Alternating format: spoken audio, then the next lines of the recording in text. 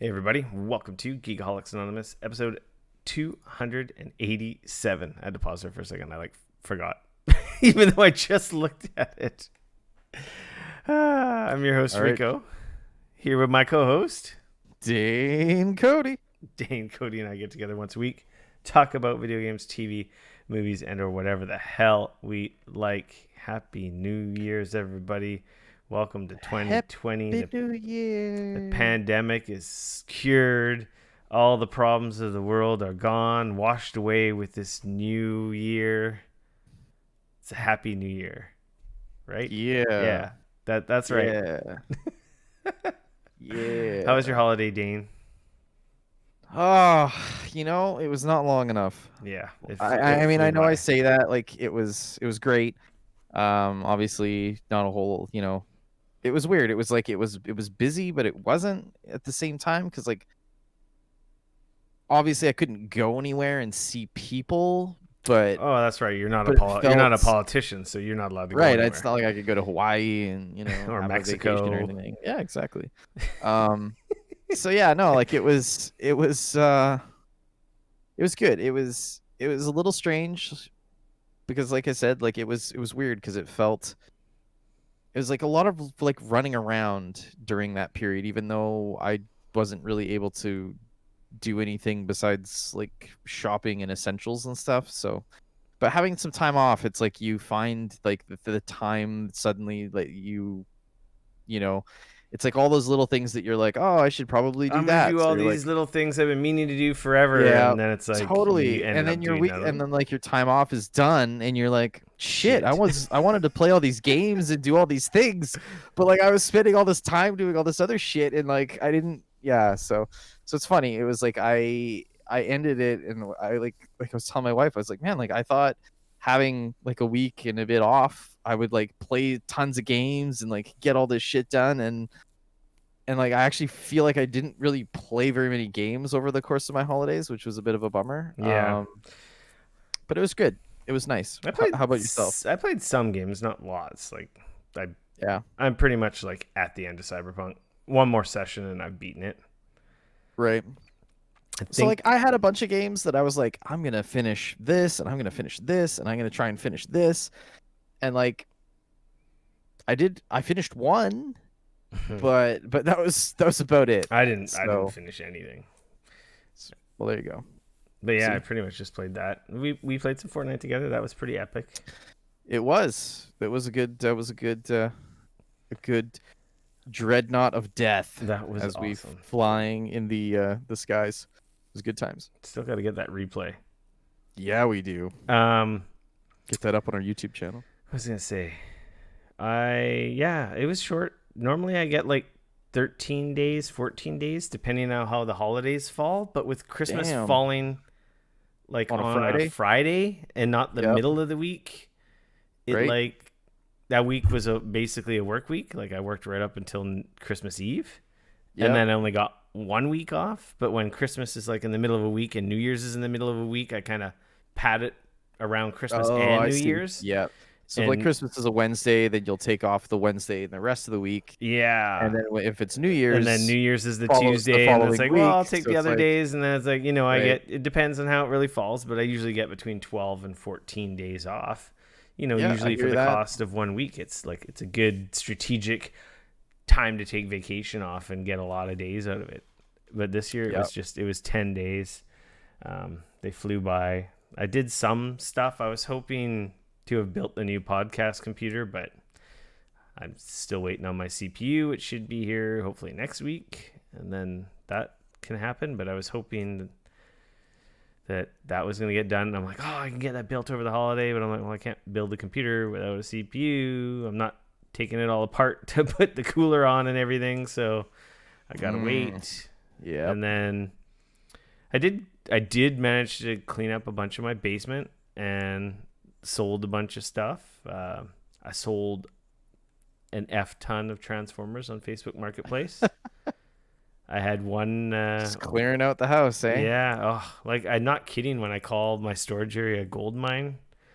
Of old toys and collectibles that when I was single that I was just buying en masse, and let me just add information. I'm not getting rid of these because my wife has asked me to get rid of them or anything like that. I have cases and cases of toys, stuff around all over. My office is a toy store. My basement has IKEA cabinets with shit on display.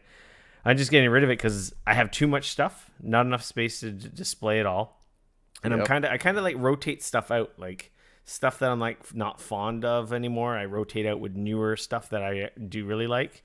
Sure. So, but I've had like boxes and boxes of stuff in storage like for like 10 years, over 10 years. Wow. Damn, dude. Brand new toys, like collectibles in boxes, brand new for like 10 years. Yeah.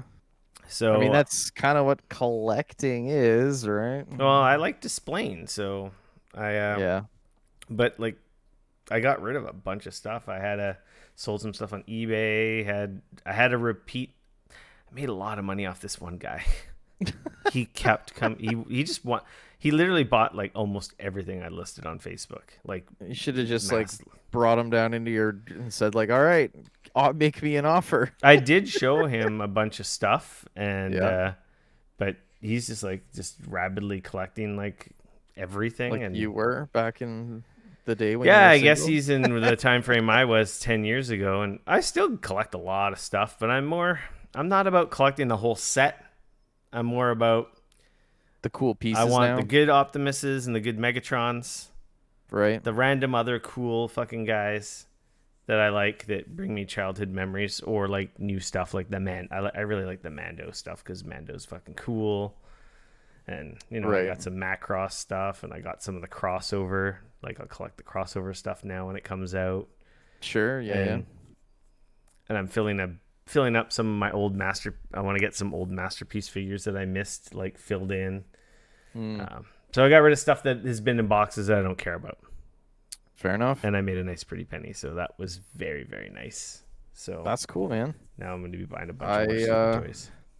I managed to snag myself a 3070 when I was sitting at my desk one day last week, looking at your phone.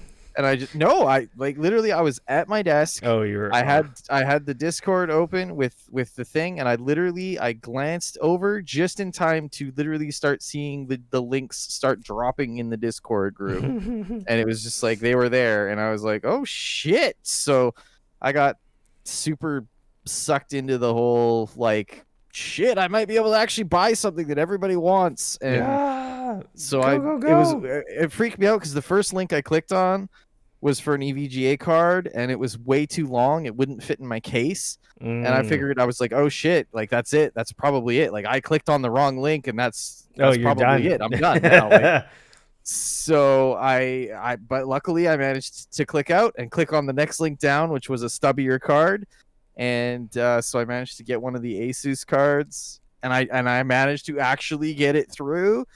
So I actually just came today, got it installed. So that was kind of my sort of Christmas present to myself, I guess. I'm actually still on the lookout for a 6800. That's what I still do want. So I'm still scouring the intrawebs for that. I'm hoping to finally get a hold of that one day, and then I'll probably sell this to somebody who is also been looking for one. So you won't. So we'll see how that all goes. Have a problem. But so I'm excited to, like I said, I just got it today. I just got it installed. All I've essentially done is got the drivers installed, ran some benchmarks to make sure that it was running the way that it's supposed to be, and then it's not all warped out with like, old drivers or something causing problems or anything like that. So I haven't even played any games with it yet. So next week you'll have an even better appreciation. Oh, yeah. For sure. Next week I'll have some stories to tell, I'm sure. So nice. But that was kind of the excitement over my holidays. Like we couldn't do anything. We couldn't have big gatherings. It was like our family only for Christmas and for New Year's. Yeah, we did the 8:00 St. John's, Newfoundland countdown with our daughter at 8:00. Sure. So, it was pretty. It was very chill. It was a good holiday. We did lots of hiking. Actually, we went for a lot of hiking around our area. Nice. So, very cool. That was cool. It was rainy. We had a white Christmas, which was nice. we barely. We still had a little bit of whiteness around here, so it felt a little bit more Christmassy at least. We so. went sledding on Christmas Day. It was great. I can't remember the last time we actually had snow on the ground on Christmas, so wow, it was fun. Yeah, it was good. Very now, 2021. Here we are. New year, new you, new me. Woot woot. Yeah. New world order. Yeah. If you've never been here before, usually we start the show with our BS section, which we are knee deep in. Getting into some housekeeping. We're replacing what you've been playing this week with our favorite games of 2020. Dane and I will give a rundown of 5 games each that are our favorites, with a few honorable mentions. And Dane added our biggest disappointment, so I guess we're going to do that too. And then we'll get into some news and stuff, our public service announcements and free-for-all section.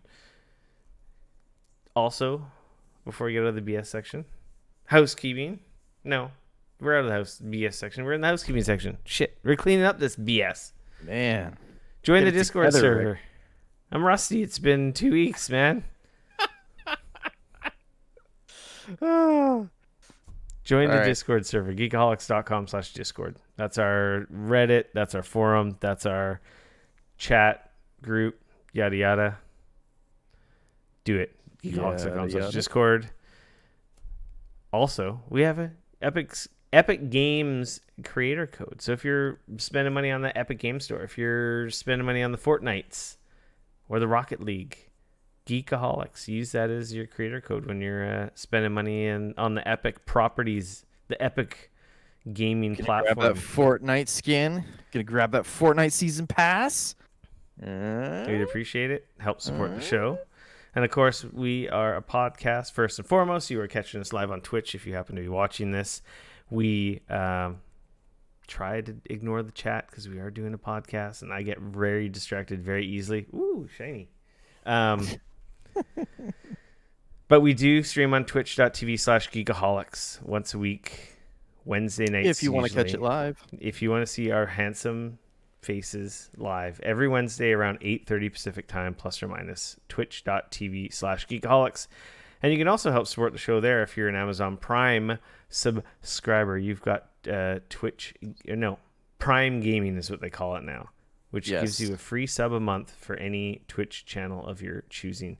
You don't have to give it to us, but if you do, that's great. We appreciate the support. Just remember, it doesn't auto-renew, and you get that every month. So toss those Bezos bucks to somebody, because that guy makes $2,800 a second. He doesn't need any more money. Isn't that disgusting? Yeah. Isn't that disgusting? That's a lot of money. The top, if that wasn't bad enough, the top CEOs in Canada. Now I'm going off a tangent. Thought we were going to do this. We were going to be quick. Just a quick fun fact for everyone out there. Okay, and this is in Canada. Facts. This is probably even worse in America. Oh, I guarantee that. By noon on January 4th, the top 100 CEOs in Canada had already made what the average Canadian makes in a year. That's gross. 4 days in. Wow. Not even 4 days. Before noon on the 4th day.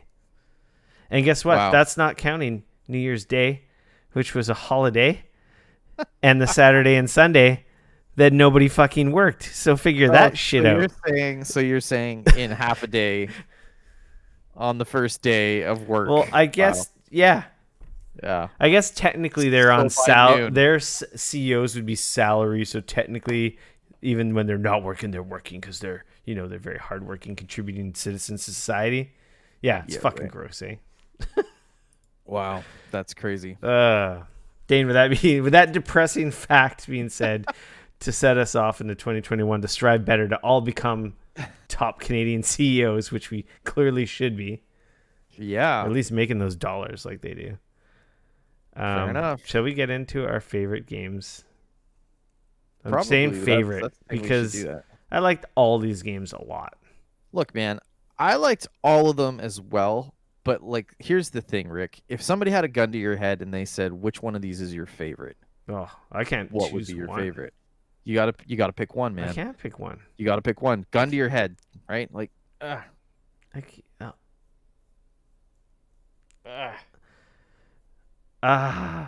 No, I I know. can't. You Can got to pick you? one. Yeah, I got to pick one. You can pick one. Yep. If somebody had a gun to my head right here and they're like, "Dane, what was your favorite game last I year?" didn't think about that because I was like, these are my favorite five, and I didn't Look, really. these are my top five, and there is only one game on here that I will say was my favorite game of the year. The rest of them I have no particular order. All right, but there was one game that I thought stood out above the rest and deserves to be, my pick of the year. Oh, why don't you tell How's us? that? Since you're Well, I mean, prepared. technically yours is on the top here. I mean, But that's just the order I wrote it down. That's not the top. uh, I think they're all my so favorite. I want to say that I think that my favorite game of 2020, if somebody had a gun to my head and said, "What was your favorite game of the year? What was the must-play game that everybody should play?" It would be Spider-Man Miles Morales. It's a good game. I managed to finish it over the holiday break. Finish it on I also, PS5. dude, that I was just gonna say. So little bit of a backtrack story. So if you've been following along on the podcast, you know that I managed to get Sony sent me the PlayStation 4 version of Miles Morales pre-launch. I played through a little over halfway, and then I said I'm gonna stop here because I want to play the rest of the game on PlayStation 5 because in their whole thing they had said you'll be able to upgrade and your saves will transfer and et cetera, et cetera. And I was like, awesome, sweet, glad Sweetie, we got sweet. this sorted.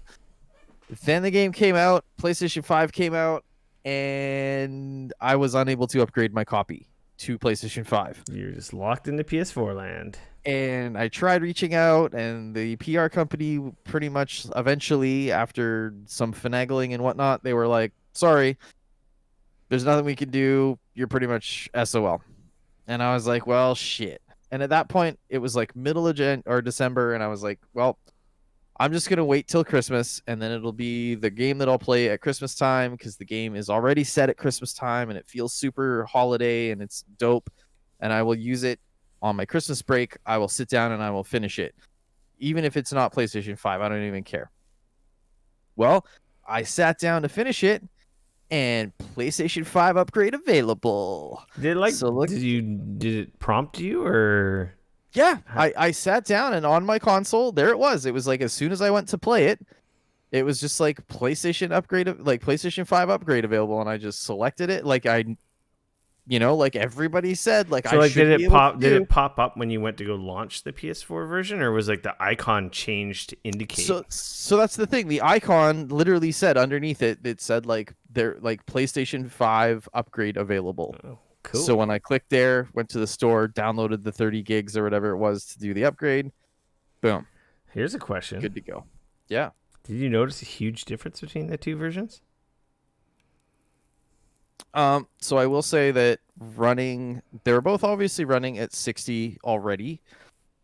I will say that because I started the game on PlayStation 4 on my base PlayStation Oh yeah, 4, you're playing on the going base from my PS4. base to my PlayStation 5, the frame rate already was like going from whatever it was running at 30. to a locked 60, and then adding and then adding ray tracing and everything running at 60 was like pretty dope. And I will say that obviously the fast traveling and the lack of loading in the game makes it that much nicer to play. So easy Also, to I just will jump say it in. cleans it up a lot. Like that's the thing. Like a game, like if I was to put the PlayStation 4 version on my PlayStation 5, and then I was to close it and like launch the PlayStation 5 version right afterwards, Mm-hmm. I don't necessarily know how much of a like it is there is a definitely a difference there, but it's not a like right shocking in your face, oh my god, what an insane difference.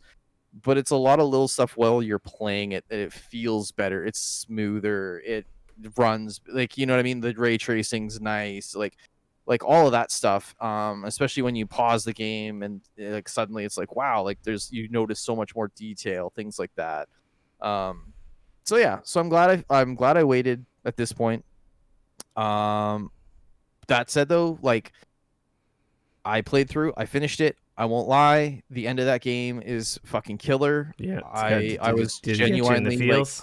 yeah, it brought me to tears. I couldn't believe it. Um, it was incredible. Like I said, there was some great games that came out this year. That one, while not being the biggest, not being the longest, I think it did exactly what it set out to do, and I think that it, as a showpiece for the PlayStation 5, as well as just like, look at this Just a incredible game that well can get refined, made. packaged up like game. Absolutely, absolutely, and the story, like I fell in love with all those characters. Like I'm a huge Spider-Man fan already. I love Peter Parker. I've grown up with Uncle Ben and Aunt May and all all those stories. I know those stories. I love those stories. But honestly, like having a new Miles Morales Spider-Man and like I like I felt like I fell in love with their family. I felt like he was great. He had a cool head on his shoulders. His mom is such a sweetheart. His buddy is this like nerdy best friend that you can't help but love. Yeah. Like the stories with some of his other friends and the situation with his uncle, and like it's just, I don't know, it all just, for me at least, it just fits so well, and it hit like no other game had. And like I said, I played some wicked fun games. Some of them were way longer, some of them I spent way more time with, but I think that for me at least, Spider-Man made the biggest impact on me, and I love it, and I will probably play all the way through it again now on PlayStation 5 just because that game's dope. So I'd like to go back and get the platinum for it.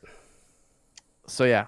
So like I said, for me, that was the one. Like I said, if that was my game of the year, if I had to pick one. It's an excellent game. It's in my honorable mentions. I guess, Dane, my game. Yeah. No, I don't know. It's too hard. Come on, man. Nobody's asking you to pick your favorite child. I don't have. You only have one, so it shouldn't be that hard.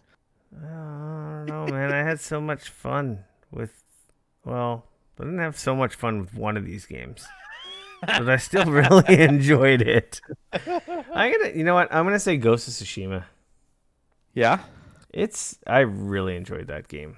Just the combat, the exploration, just the beautiful world, the music. I picked that game up again over the holidays. I spent almost an entire day playing it over the break. Another game that you went from PS4 to PS5, which is like life changing. Yeah. Oh, dude, that game! Holy shit! Going like playing it on PS4, I was like, yeah, this is really cool. I really like the world, blah blah blah. But like, geez, the performance, and it just like, it is a rough, like, frame rate wise and like stuff like that. Going from that to, it is a locked 60. It is beautiful. The story is fantastic. I just finished. I think I just finished the first like island, or like first kind of area, if you will. Yeah, kind of like the first act, the first section. Yeah. So like I'm really loving it. It's in my honorable mentions for the year. Or sorry, it's in my top 5. I am not by any means close to have finished it though, so I personally don't feel like I could give it it's the game of the year because I haven't finished it completely. But you played enough to know that you like it. Oh yeah, I'm like 25 hours in or something like that, so it will be one of the ones that I continue on and play through and finish. So that's one of our shared titles. Yes. Yeah, Ghost is awesome. So all these games that we mentioned, you should absolutely play. Absolutely. Regardless. I guess I don't know what else I could say about Ghost. I reviewed it. I made a really crappy video review. You can go watch it on our YouTube channel. I think I could easily go back and platinum that game. Yeah. I've just been playing some other crap, literally. Animal Crossing, man. Yeah? Yeah, I put over 200 hours in this stupid game. I know. When I look at my game clock, I'm like, what did I do? Oh, well, I know what I did. Wow. I like methodically and like meditatively terraformed a whole island. Right. imported a bunch of top tier villagers. Top tier. Played the hell out of the fucking, the stock market. Right. I did a lot in that game. Yeah. I spent a lot of time there. It was a nice escape. I had fun with it, but I feel like I kind of just hit a point, for me at least, where it was like, okay, this is more or less, Animal Crossing, and like it's enjoyable. It's like there's a lot to do, but at the same time, it's like there's nothing to do. Right. Exactly. Because you gotta run around, you shake your trees, you sell the shit, you catch the bugs, you pick up all the crap on, you dig up your stuff, and then it's kind of like, all right, from here, now what? Is there any events going on right now? No, it's just a regular day. Okay, Right. I guess I'm done. Right. Or I'm gonna go build this thing, or craft Sure. these things, or try and do this other thing. But like it's all self-directed. Yeah. And the game never really tells you what to do. So it's like you don't No. really have a checklist that says, hey, you should try doing this or try doing Right. that.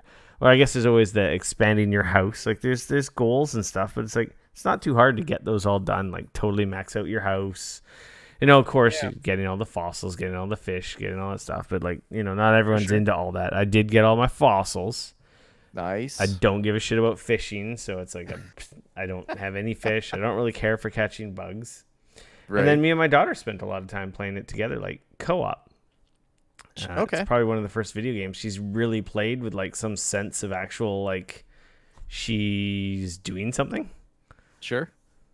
She's picking up shells. She's controlling the character. She's kind of getting a grasp of movement and holding the controller. So Okay. we had some good times with that. And it just came at the perfect time when all this shit was just starting in like March, April. I will say it definitely hit at the right time, and I definitely enjoyed it. A lot of us were It was a nice quarantined escape. or on lockdown, which Yep. technically we're still on like half-assed lockdowns all around the world, or lockdown or no. It's just a fuck. God damn it! Why couldn't this have just been a stupid flu and blown over? Fuck. Sucks, man. Yep. I feel sorry for like a lot of our neighbors down south right now. Like California is a fucking disaster. Yeah, there's some bad stuff going on. That's for sure. Yeah, they're at the point where they're turning people away at hospitals. They don't have any room. That's like fucking sad. It's scary. Yeah, because some fucking asshole politicized everything. So, Anyway, if you want to get really mad or just informed on how much of a fuck up the US was on Amazon Prime, since most of you probably have Prime subscriptions, watch Totally Under Control. I think that's what it's called. Right. It's a Prime documentary, basically about the whole like start of the pandemic and basically Trump's presidential mishandling of the whole thing. Yeah. Anyway, it's really good. I actually watched another really good documentary. We'll get back to our favorite games here in a second. I also watched Feels Good Man. Have you heard about this? I have heard about it. I just haven't came watched out. it yet. It's a documentary on Pepe the Frog. Yeah. Very interesting. It was really good. It's crazy. Check that out. It also ties to politics and Trump and nonsense. It's really good. You should watch it. Cool. That one's on video on demand. I don't think that one's on any subscription services anywhere. Oh, okay. Yeah, or Jack Sparrow. I mean, nothing. Cool. Those in the know. Wink, wink. I can't wink. Really? You can't wink? No. Can you? Oh boy. Yeah. Embarrass of course I me can wink. live. Okay, that was a weenie wink. Okay, Animal Crossing. Dane, where are you? Give us one of your other. We share Ghost of Tsushima. So we're down. We're down 2. Yeah. Well, you're down. You're down. Nope. Never mind. Yeah, we're down 2. Down 2. We share one other one. The other one I was actually surprised wasn't on your list, although I don't think that you actually finished it, so I kind of am not surprised. I didn't finish it. I got pretty far, but I didn't finish it. Yeah.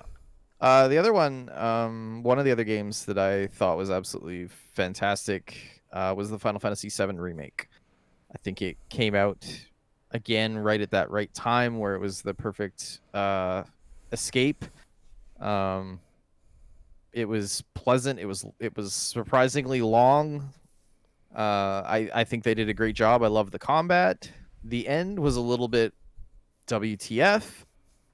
Some of that stuff was kind of odd, and some of the liberties that they took with the whole story definitely kind of made me go like, geez, I wonder how this is gonna actually tie into the rest of the remakes that are obviously coming after this.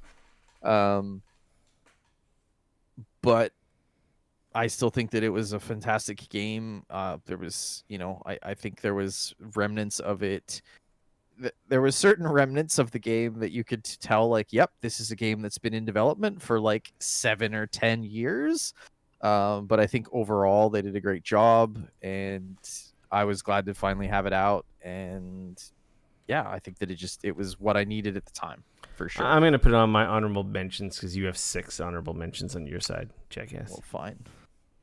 Yeah, it was great. It was a great game. I really liked the combat. Like, it's a solid game aside from the weird Japanesey shit that is in Japanese games, like the pervy weird stuff and the weird anime stuff and some of the questionable voice acting for some characters. But it's a JRPG. Like, that's what you come here for. Yeah. But at least it has like a super solid, satisfying like combat system.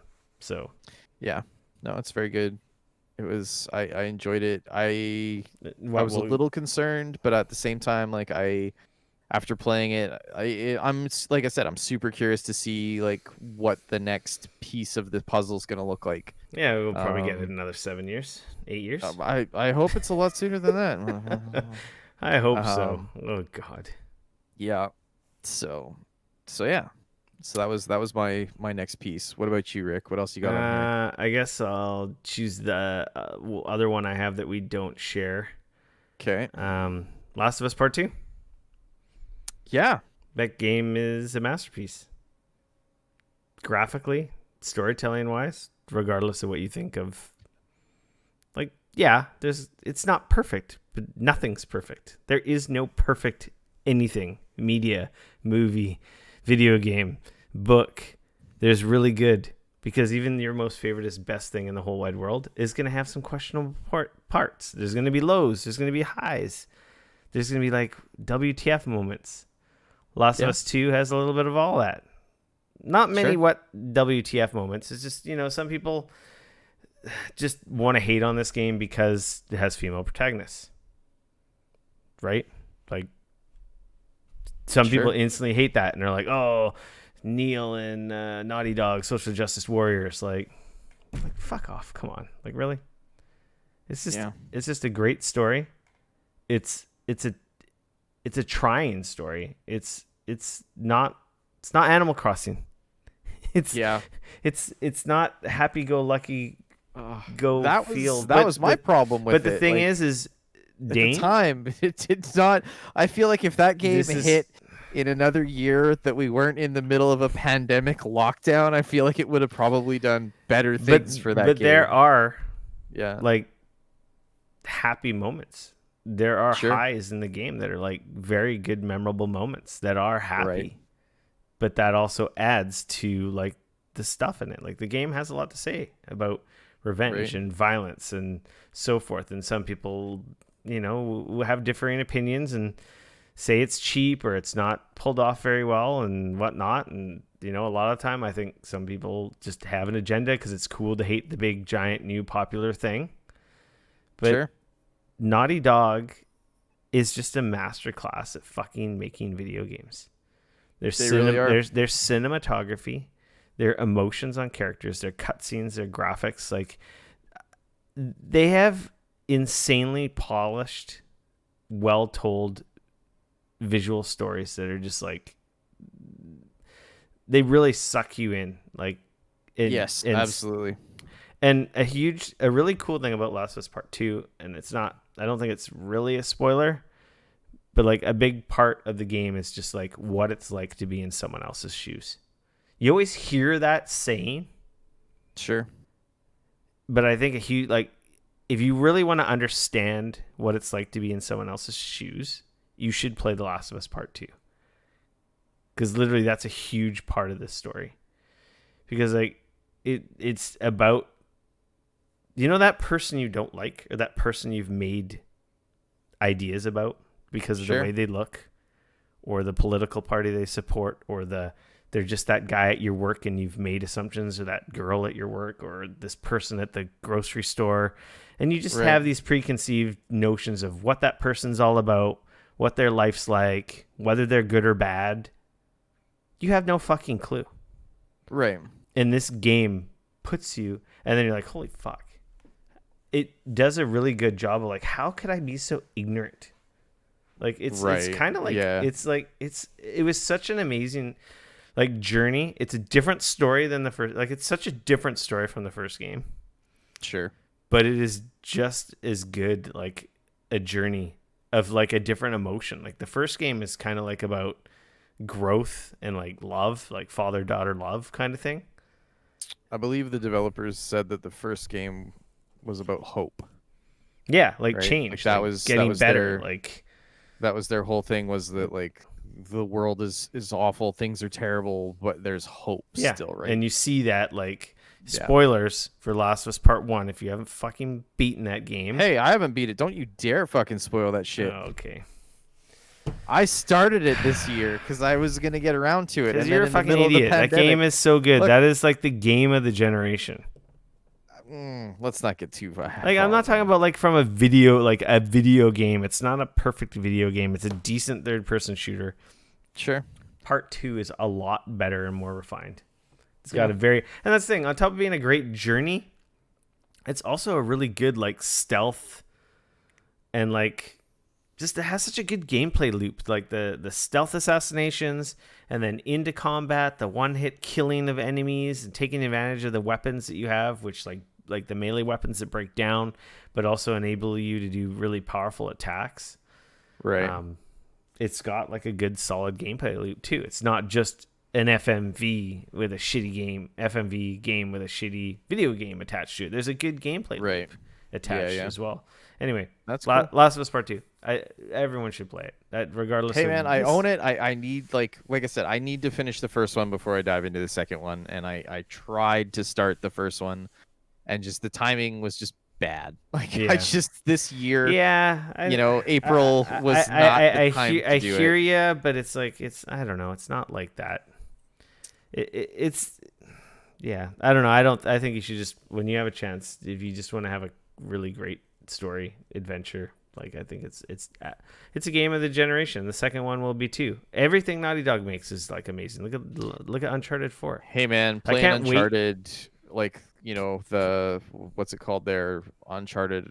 I'm so excited to see what Naughty Dog does with the PlayStation 5. Like it's gonna be unreal. Yeah, this game is getting a PlayStation 5 update at some point. So it's got a PlayStation 5 patch so far, but I don't know what's included in that. Yeah, they said it's getting an update. So yeah, Dane, what do you got? Yeah, hit me.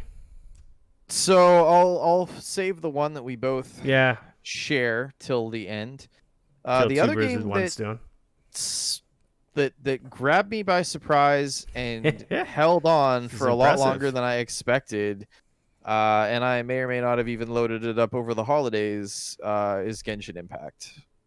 Nice. That game, a free-to-play game that was so much better than it has any right to be. Like, yes, it's a gacha game. Yes, there's definitely hardcore gacha. You can spend literally thousands of dollars if you want, and if you're insane or a crazy person. But like that aside, if you don't have those tendencies and you're able to, keep that thing kind self-regulate, of those blinders up, control yourself, you can seriously jump in this game and have like an easy 60-70 hour game, and not spend a dime, which is crazy to me. The gameplay loop is fantastic. It looks beautiful.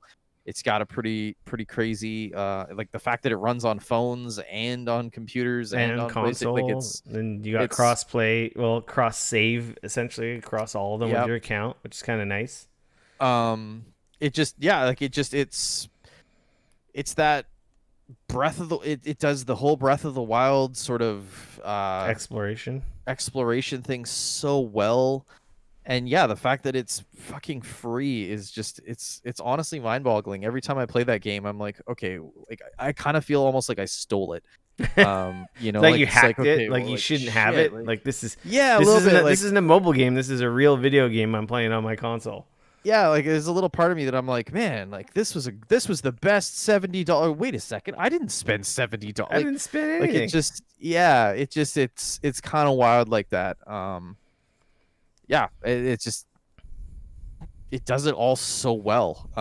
And like honestly, like it's funny because this kind of I'm gonna kind of wrap it into a little bit of my honorable mentions here, but like if Genshin Impact didn't come out, I think that Immortals Phoenix Rising would probably take that place. Mm-hmm. But I think Genshin Impact being the game that it is when it came out, it's like, yeah, it was just such a pleasant surprise that like it kind of bumped Immortals down into that like honorable mentions where it's like they're both doing a lot of the similar things, but like I don't know, there was just something for me. it's a great game. I just dropped it Yeah, cold turkey though. Like yeah, I played it for a few weeks, pretty sure, hardcore, and yeah, then then the game sure. releases started happening, and then I just never went back. Probably didn't help that I got a That's new phone as well, so then it's like I didn't get to reinstalling it, and then it's just like I'm playing yeah, other shit. sure. But Yeah, no, I did really like it too. it was just that game that like it just really out of left field. Like it was I by should far and away install the it on game my. that I, you know. So yeah. It's on PS5. It's not on Xbox, right? So it's on PS4, PS5. I believe it's like the back compat. I don't know that there's Yeah, it's actually not. like I don't think it's PS5 a native. PS5 native. I don't believe it's on Xbox. So, I should and I install do it believe on. if you play it on PlayStation, that your saves and stuff don't like. It's like PlayStation. The PlayStation stuff is siloed into its own little world, I believe. Really? I don't think I so. believe it's only Android and PC that share a save. Really? Hmm. Yeah. Oh, So, our last game. but anyways. Our last game for our favorite five with our like honorable Oh no, mentions. you got something else on your list Oh here before we yeah. get into Sorry. before we dive into that one. Sorry, I missed this. Astro's Yeah. Playroom. This is on my honorable mentions. It's a great, super fun game. I platinumed it. I just had like it's a short game. It's a free game that comes with your PS5. It's a really cool technical like showcase for the DualSense. But And the PlayStation, I think it does visually. like it looks great. I think the audio design for that game is also fantastic. It does a great job with headphones of showing like the 3D audio stuff. It's such obviously the controller, it makes you just smile. Yeah, that's it. Well, that's it. It's such a well-produced title. Yep. And it's just an excellent platformer. Plays really well. You got vehicles. You've got different like outfits. The gameplay is consistently changing and evolving. It all feels really good, and you just have like this shit-eating like grin on your face of just playing like a fun, nostalgic like platformer. But like it's so evolved from like just like it's not fair to just call it a platformer because it is, but it's like it has so much extra stuff bolted onto it from the control to like the audio, and such a neat like nostalgic trip down like PlayStation history. Oh, it's like unlocking some of the like especially some of the weird shit that I didn't even necessarily realize or I've never seen because like they weren't released here. Like the radio add-on for the PSP or the television antenna add-on for the PSP that we never got out here but they had in Japan and stuff. Like like that, all that stuff was just so fun. Like it was just ridiculous. There's a lot of Yeah, really neat collectibles and fun boss battles. An amazing end boss. it was Like fun. super Absolutely. amazing. It was a lot Yeah. of fun. No, I absolutely. enjoyed that game a lot. Absolutely. I got a platinum. Yeah. Yeah. No, I hear that. Like I said, it did make my honorable mentions. Absolutely. I think most people played that. I mean, if you got a PS5, I almost want to say everybody's played it. But I think and my if you favorite. haven't, what the hell's I wrong think with you? the really exciting thing is like it's gonna be cool to see what those guys' next game is like, because I'm pretty sure they're gonna get like a blank check to make like a full on like title at this point. Well, I mean, it's seeing as they like killed it with the Astrobot Well, the in rescue VR. mission, Like the VR one, yep. it was probably one of the best VR games I've ever played. I mean, like Yeah. those guys are so creative. They get it. They know you how to build a game around tech, Sure. Yeah, absolutely. but like still make a good game, like not just a tech demo like so many VR games are. Like they made a fun game, Yeah, so it'll be neat to see what their next thing is. for sure. Dane, Yep. our last game that we both share, Yes. last but not least, Hades. Hell yeah. Uh, Hell yeah. Fucking awesome. I don't even like roguelikes, and this game, I bought it, and I played a bunch of it. I have yet to finish a quote unquote finish a run to beat it, Yeah. but I keep playing it. It's not something that I sit down and play for hours. No, but it's you do something a that I couple probably runs, you get better exactly. and better. Yeah, I do a couple runs and then I put it down and I play something else, but I keep coming back to it. And every time I do, I have a great time with it. I love the characters. I absolutely adore the art. I think it's got one of the best art designs. Art design is fantastic. It's through like like we're up there with Battle Chasers art. Like it's so good. Voice acting's great. Yes. And the way that the way they added a story to a roguelike game is really cool. Is awesome. Yeah. And it makes sense. You know, they've rolled it all together. It made sense. And the story like evolves and gets bigger every time you play through and die. Like it's so neat. Yeah. It's not like you keep seeing the same thing when you beat the first boss and die again. It's like it advances like the storylines between these characters, like of you and the first boss, you know? Absolutely brilliant. Those guys like Supergiant are fucking killing it. And it's a solid top-down 3/4 perspective like action game. Yeah. Yeah, absolutely. Different weapons. It runs great, it plays great. It's kind of the whole package there for sure. Yeah, it's a fan and music is top notch. Yeah, some killer tracks in there. Absolutely. And yeah, it's fun game. I really like it. Yep. We were both playing that on PC. I was really tempted because I think last time we talked, they launched the Switch PC save functionality. Yeah, it does have cross saves now across. To be honest, I haven't touched my Switch in a really long time. Like a couple, Me neither. Couple months. It's been. We did get new consoles. Maybe we got new consoles and new video cards, so we've had distractions. Yes, we have. So those are our top 5 favorite games of 2020. I don't know. Dane made me pick a number 1. To me, they're all my number 1s. There could only be one. I'd try to find a loophole to bring all of them on my if I was stranded on an island. But I said, man, you got to have a winner, right? Quickly, honorable mentions. Not really going to go too crazy on any of these besides the saying you should play them. Some of these we already talked about because they were in Dane's lists, top list or mine. But Assassin's Creed Valhalla, I've dumped in I think 40 hours now. It's an Assassin's Creed game. It's good. Is it the best one? No, but it scratches that itch, and I'm having a really good time. I like my Ivor. I like just the straight up gameplay loop of it.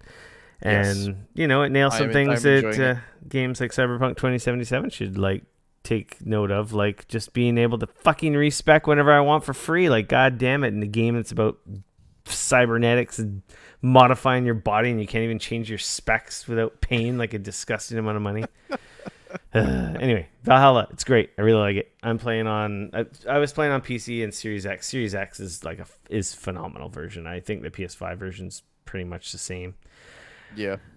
Immortals, Phoenix Rising, just again another open world game, but a little more lighthearted, maybe a little more focused on just like gameplay. Like the map is littered and you're tripping over stuff. There's less down moments, I think, in Phoenix. Yeah, I also think And that there's more puzzles, right? yes, Like unlike that's there's not really like puzzles in Valhalla. no, Assassin's Creed's pretty much like there's a There's few like like how do I get in there? So you got to yeah, like figure out how. climbing spots and Whereas like dungeon Immortals areas. has full on like Straight up puzzle Zelda rooms. style puzzle dungeons, yeah. Yeah, And exactly. great humor, a little more lighthearted, very colorful. Yes. Another open world game. Yes. And I think I think a lot of people took advantage of the holiday sales. It was on sale multiple times over the holidays, so Yeah. as I hope so. Like it we was. suspected Yeah. Yes. and told Yeah, people if you weren't in a we did rush to say buy that. it, we were like it's going to be on sale soon. So Yeah. Ori and the Will of the Wisps came out on Xbox. Pretty sure Did. that came out this year. I I did beat it. earlier this year. I really liked it. Phenomenal game. My Metroidvania, I had to get a Metroidvania in this year. That was the one for 2020. I highly recommend if you got it's part of Game Pass. So if you got Game Pass, check it out. It's on PC and Series X, One X, S, whatever 50 other versions of Xboxes they have. So just top notch, solid gameplay, amazing music, amazing graphics. So the Ori is an awesome franchise. I've beaten them both. They are fantastic Metroidvania likes. Fair enough. Spider-Man, which we already talked about, that was one of my honorable mentions on Dane's top 5. Demon My Souls. top 5, you mean? Yes, Demon Souls. Amazing freaking upgrade to the old one. I just haven't had a chance to go back to it, but I know I love it. I know Cheeks is playing it right now on the Discord. I think other people were playing it too now. I'm gonna kick in the dink. That's where you can get it. I'm gonna get back to it. I just got to get rid of this other like freaking addiction I have going right now. So which will be on your back. Yeah, which will be cured soon. I'm on the last mission of Cyberpunk, and then I will beat it and go play other stuff. And then, as mentioned earlier, Final Fantasy VII Remake is one of my honorable mentions. Fair enough. So you, Dane, had Immortals on his, and Astros, which we talked about. And then the next few we don't share and weren't in my top list. So, my other honorable mentions are Sackboy, for PlayStation 5. I think that's a incredibly charming, fun, like not really top down, but sort of 3D platformer view platformer. It's a blast to play with another person. Over the holidays, my wife got me a second controller and a wireless charger for the PlayStation 5, and we played some of Sackboy together, and it was a blast. It's a lot of fun. They do great things with that. They knowing that people are going to be playing it co-op together. It's a blast. It's up to 4 players, right? I know. I don't know about that. I know for sure for is. 2. So, I feel like I saw Gary Wittes saying he needed more controllers to play with his wife and daughter. Interesting. So maybe. So yeah, 3. like it's one of those things where I just think they do so many things well. I think it's really pretty. I think the sound design's great. They do cool things with the triggers, not quite to the Astros Playroom, stuff, but still very much there. Overall, there are a few levels in that game that honestly blew me away. There's a couple levels that are music levels, and honestly, like it's amazing. Like the stuff in like the song is playing in the level, and there are things that are going to the beat, and there's things that are happening in the level. It's honestly like I have never seen anything like it, and I think it absolutely deserves to be on my honorable mentions. It says 4 players on the wiki. Yeah. Oh, cool. My next honorable mentions was the Marvel's Avengers. I want to preface this with the single player. I think the story in that game is great. I can't really speak too much for the. I mean, I don't necessarily want to say single player only, but it's essentially the story mode. I guess I would say is, I think, worth playing, and it was a good 25 hours ish, and I think that it was worth a playthrough. I think it was fun. I think Kamala Khan is an awesome character, and to be able to play her and see sort of that world realized was awesome. Um, I look forward to, like Kate Bishop has come out recently, and I kind of dove back in a little bit, and I think that that's a cool story. Will it become anything more? I don't know. I don't know. There's a lot of disappointment in that game, but at the same time, I still think that the single player was worth a playthrough. I think it was really cool. The next game on my list is actually Valorant. This is a game that came out earlier this year and like grabbed a hold of me for a few weeks hard. I have kind of since fallen off, but that's got more to do probably with the fact that everybody else got their hands on it, and then I suddenly was sucking way worse than I already was, which made me feel like one of those Counter-Strike players that played a little bit, thought he was okay initially, and then just everybody else just came in and destroyed him. I think they're doing rad things with that game. I still enjoy watching it from time to time on Twitch and stuff. If you're into, like I said, it felt like the first time I played Counter-Strike back, with Counter-Strike 1.5, 1.6, and it gave me sort of that same sort of vibes where it was like, oh my gosh, this is great. And I haven't really had that again, and I think that was awesome. I think they're doing cool things with that game. I'm sure that it'll It live seems to be doing pretty well. Yeah. They're gonna build an esports empire around it. Oh, I'm sure they will. I'm sure they will. As to whether or not, I will go back and keep playing it, I don't know. It is still technically installed on my system, but I won't lie. I haven't played it in a while. Maybe but it was still. Maybe now you got that fancy 3070 and all the fun NVIDIA features. You might be better at the game. Probably not. I was already getting like 150 frames a second or something. So, well, don't the NVIDIA cards have the freaking that reaction fucking thing or something? Oh, I don't know. Some nonsense. Can't remember what they call it. And the last game on my list is an older game, but I finally got a chance to play it, and it hit me hard. I played through, and if you've been listening to this podcast, you know what I'm talking about. That was Dragon Age Inquisition. I dropped almost 100 hours into that game earlier this year. I think my playthrough was like 97 hours or something like that when I was done. I just honestly, I know it's a few years old, but I finally got around to actually playing it. I enjoyed what I played. I got not that far, maybe a quarter of the way.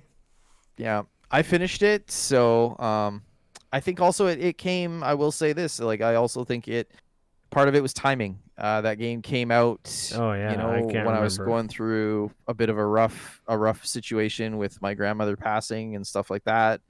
And it was kind of a nice escape to kind of just dive into Dragon Age and not really think about the pandemic and people dying and just the bad shit that was kind of going on at the time. And it was like an awesome escape. Going on a fantasy adventure. Exactly. It was exactly what I needed at the time. And boobs. Is there boobs in that game? Oh yeah. I can't remember. Oh yeah. No, it's a BioWare game. There's sex scenes, right? You can romance some people. Yeah. You can romance some people. No, it just, what a game. It made me excited. I know I'm probably going to be disappointed in the next one, but I've got high hopes I would love for them to release something amazing, but I have no faith in the BioWare that exists now. Yeah. So I am hoping to be proven wrong. I'm not actively sitting over here hoping they fail and don't deliver, because I know Dragon Age is a beloved franchise and people love it and they deserve to have stuff they love. So don't get me wrong. It's like I'm not just hating for the sake of hating. Yeah. It's just they've just demonstrated and made so many fumbles the last few years that I don't have faith that they're going to be able to deliver. And I will say I have yet, and I don't know if I ever will or not. I have not played Dragon Age Origins or Dragon Age 2. This was sort of my first. This is the most recent one, though, right? Yes, this is the one that came out. I assume it's the best one and the most refined one. That's my understanding. I've heard good things. I haven't it. heard anyone say anything bad about Inquisition. Like it's not I wish it was more like the second one or the first one. You know, like so. It was awesome. Like there was never that narrative. I only ever heard that people loved the characters. People loved particular named characters, which I can't remember any of them, but it was like that kind of thing. You know, it had high reverence, like the Mass Effect games, right? People really. I will absolutely say that game does some crazy stuff that I would love to see in some other games, like the whole plot line of when you go to the ball and you have to dance and you're doing the whole mind games and talking to all the people. Meanwhile, you're being like a secret agent off in the sides and stuff. It's awesome. Like I will say I feel like, you know, if you're into that type of game, like don't sleep on it. I think that Dragon Age Inquisition and The Witcher 3 are both absolutely incredible games. And I know they came out within like 6 months of each other, and I can understand like they're both awesome. Yeah. So, yeah. And that's my list. Those are my honorable mentions. That's kind of our top 5 lists. Obviously, those will be on the website. If you want to see these lists, I'll post them on. They'll be on the post on the site when the episode and publishes. In your podcasts. And it'll be in the notes on your podcast player. You'll be able to see all this. Yeah. So our next quick little addition to this that Dane made me do. So I wasn't even thinking about doing it. Our biggest disappointments of 2020. And I don't know. Well, I guess Dane can contribute to one of these. But maybe I'll start with Destiny 2. Sure. I love Destiny 2. It's my go-to. I haven't touched it, I think, in over a month. Because their holiday event was just recycled grinding. Again, the same thing. The campaign was all right. Right. They've kind of turned Destiny into like every couple of weeks they add an exotic quest that you do a bunch of grinding for and get a new exotic weapon. Right. I haven't done the new raid because again, raiding's hard. You gotta have time. You gotta have people. You gotta be the right levels. I got all that stuff, but I just don't have the 6 hours to dedicate. And then and the community makes it so hard that if you're new, yeah, you can get Sherpas and whatnot, but then sometimes that's a very frustrating experience because you're like, it's not like you're playing. Some people are really bad at this game.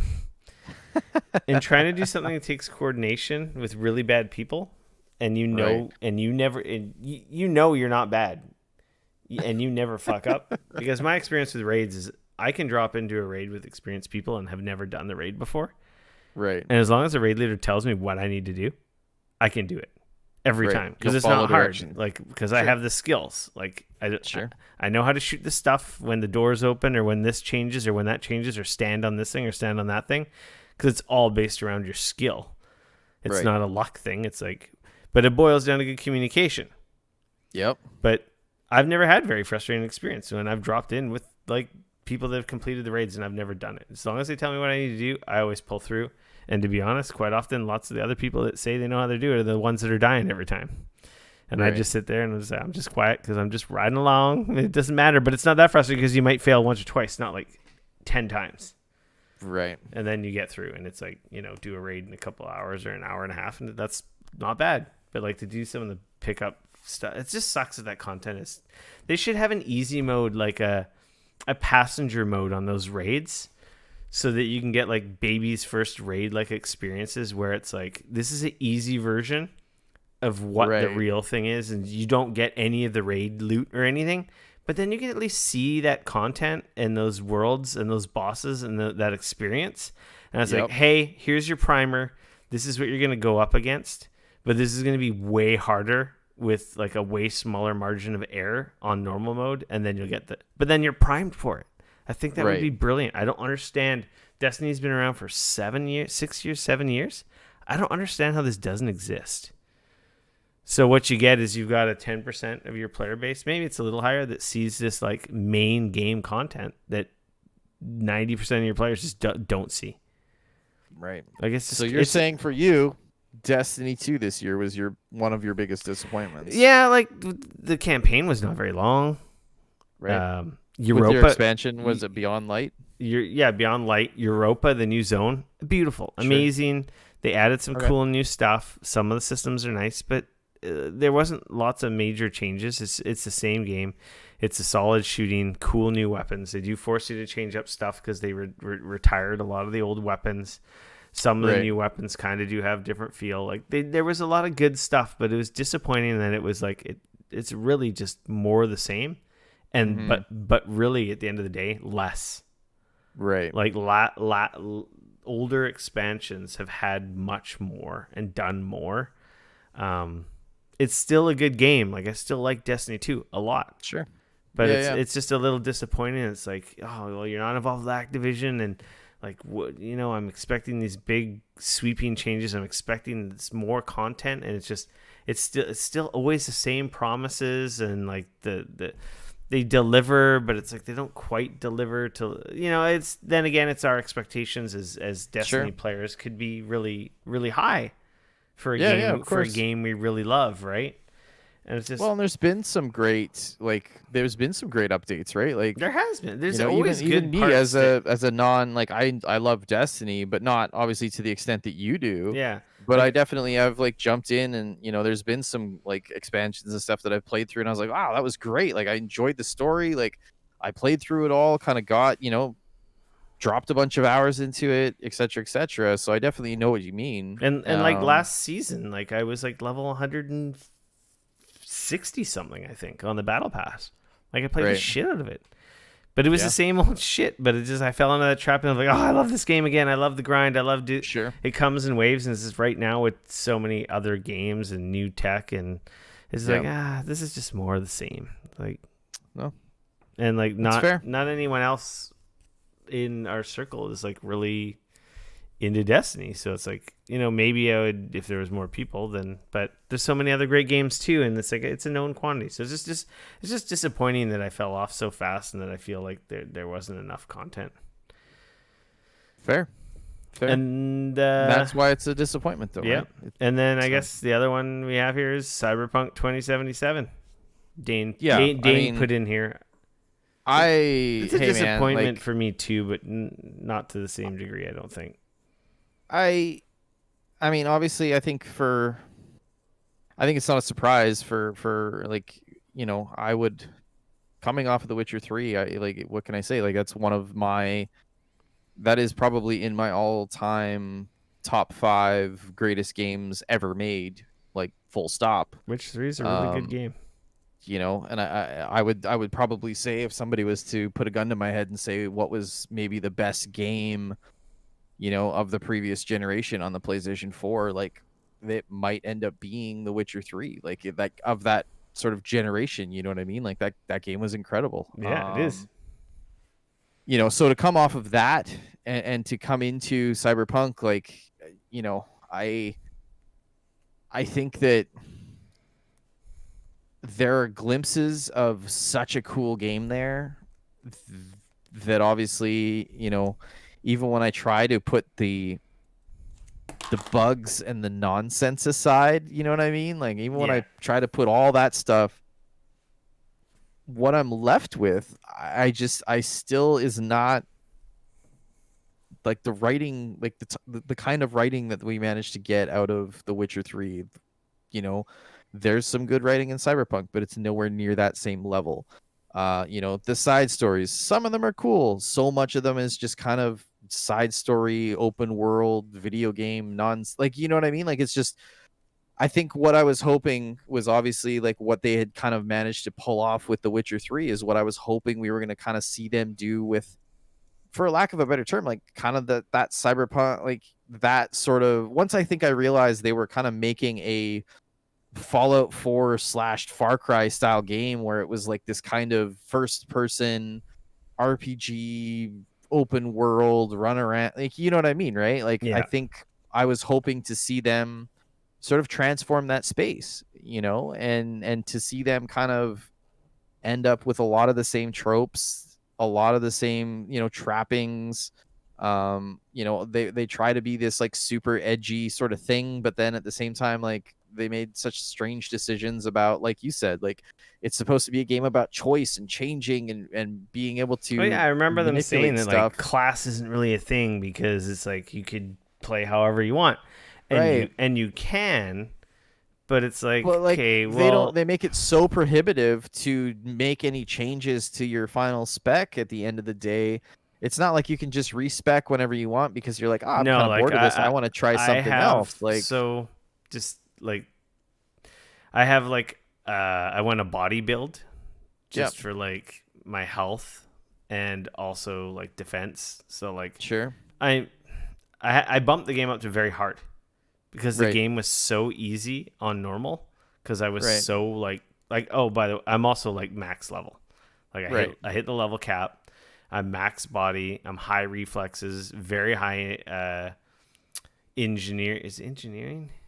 There's intellect. Oh fuck, what is it? Anyway, the one with crafting and engineering, I'm very high on Right. that one. And then it's like I'm medium intelligence and like very low cool because I find does nothing.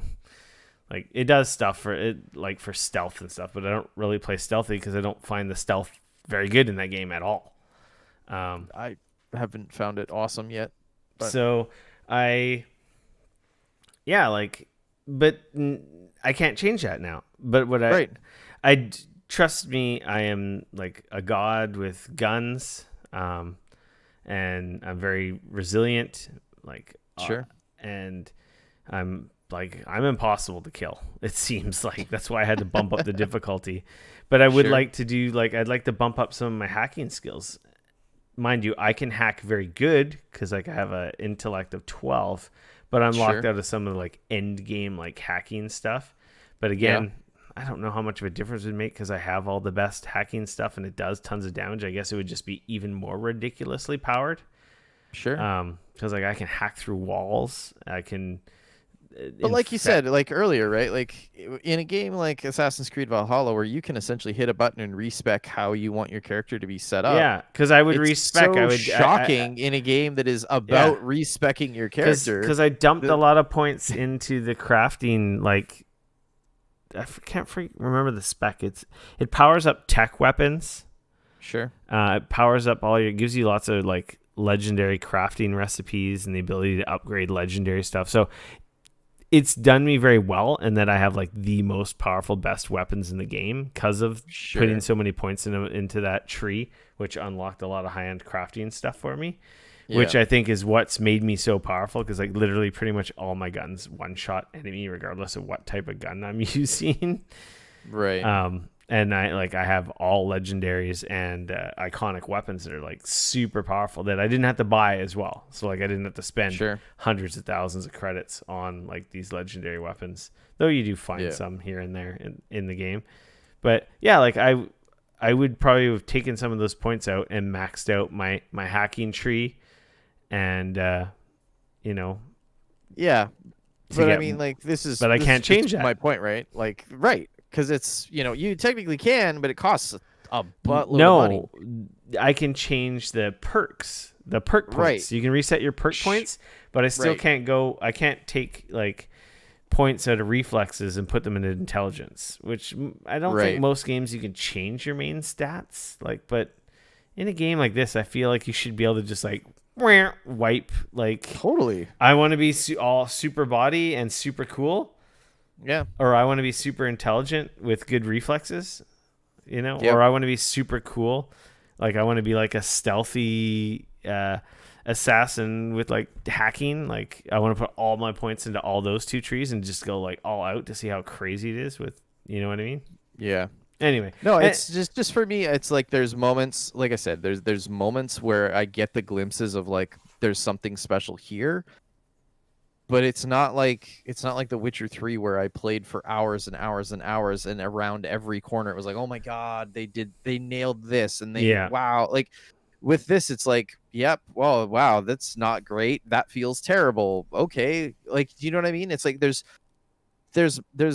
brief moments that are pretty high, but there's so many moments that are so low. And that's, and like that for me is like, I will definitely go back to this game. I have, like I said, I'm about 17 hours in, and I decided, you know what? I'm going to stop playing this game. I'm going to wait for some patches. One, because at the time, on my Vegas 64, the performance was just not good. I'm hoping that my 3070 helps that. Yeah. We will see.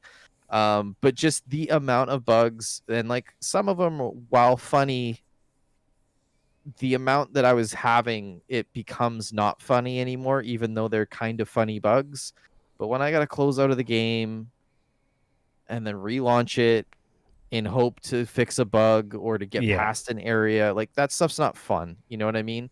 And like I said, if it happens once in a while, but when I play for like 2 hours and I have to do that multiple times in those 2 hours, like that's not cool, guys. So like I said, I like it's, who knows? Maybe by the end of 2021, that'll be our comeback story. Maybe come 2021, it'll be my favorite game of the year, and it'll be like, hey, this is the game that managed to turn itself around and not be a giant shit show.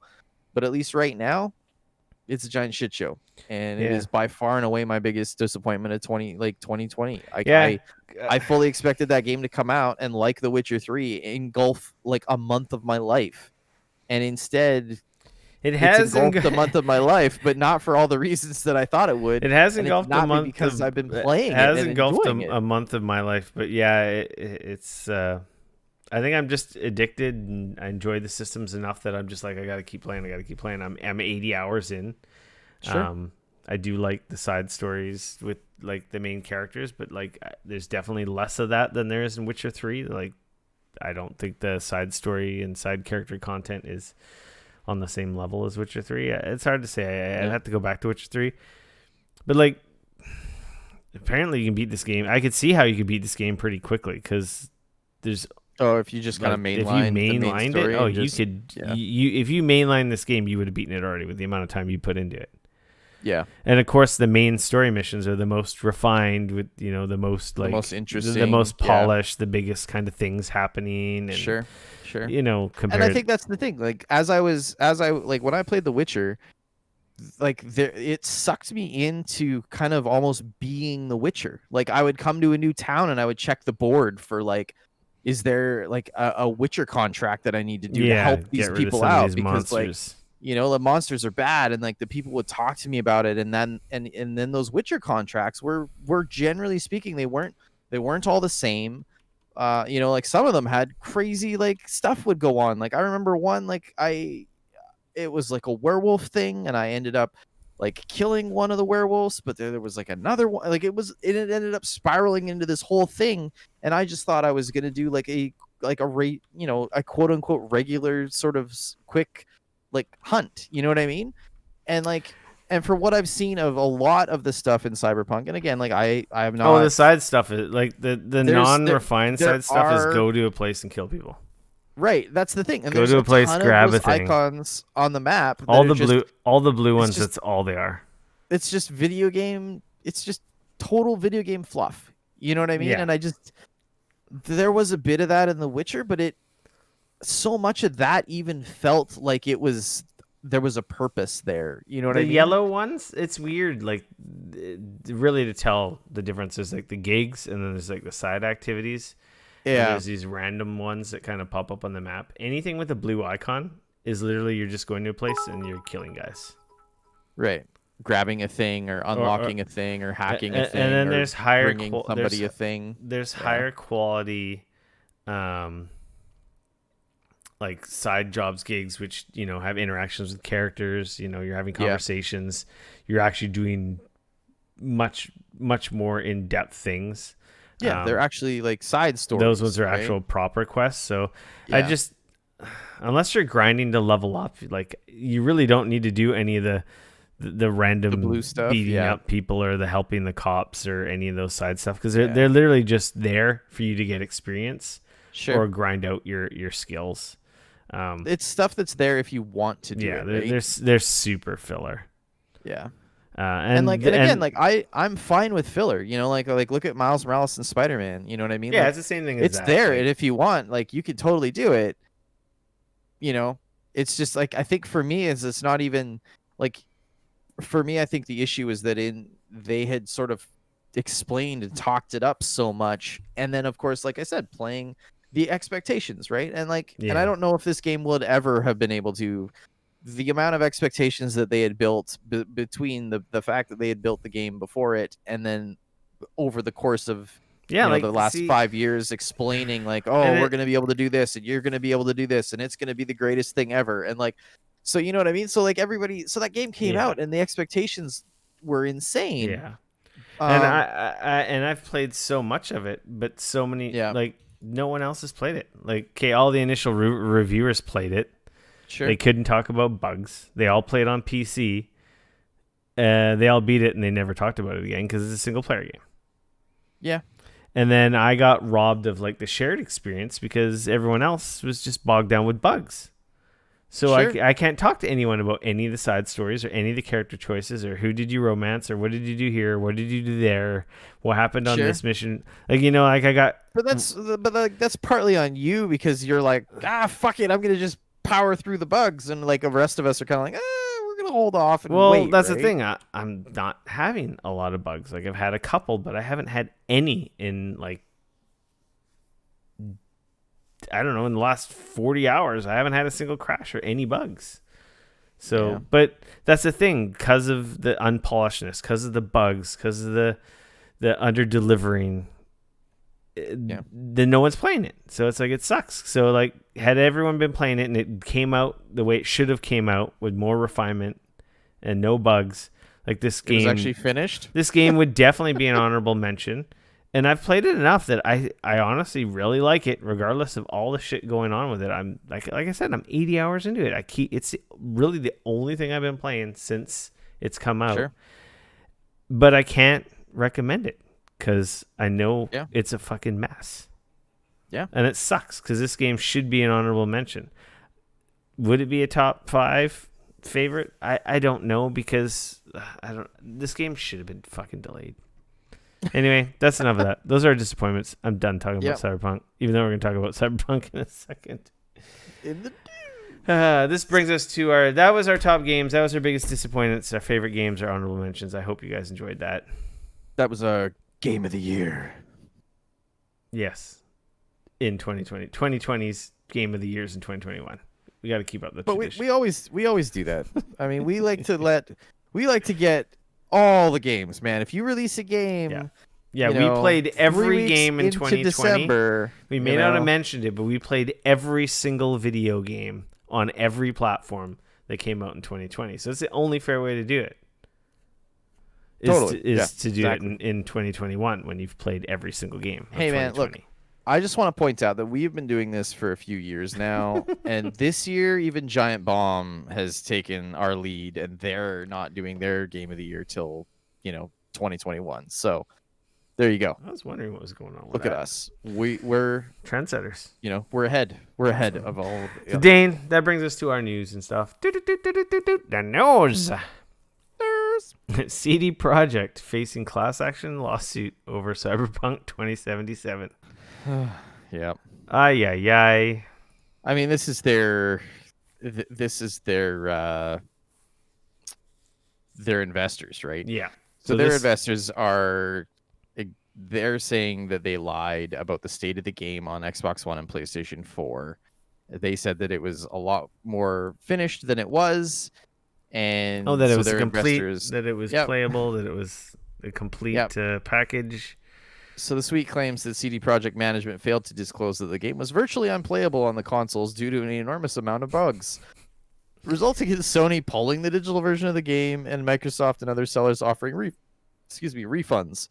The The defendant's statement about its business operations prospects were materially false and misleading and or lacked a reasonable basis at all relevant times, the firm said. When the true details entered the market, the lawsuit claims that investors suffered damages. Stock tanked. Which it did. So we'll see. So that's damaging to your investors. Yep. CD Projekt has since made a statement saying that they will undertake vigorous action to defend itself. This story was from gamesindustry.biz by Brendan Sinclair, by the way, like to keep all of our sources out there. Yeah. So yeah. Fucking guys. I mean, it's funny because my understanding was that obviously the investors weren't the ones pressuring them to release anything. That's what I but heard apparently too. It was management that was pressuring them to release. So like there's a little part of me that looks at this and goes like, were they pressuring just to get their Metacritic and their bonuses? But it's like the bonuses there, everyone gets the bonuses. It's just fucking weird. Yeah, the whole thing seemed odd. I don't know. So you know what? So again, this sucks for the devs. Fuck the management.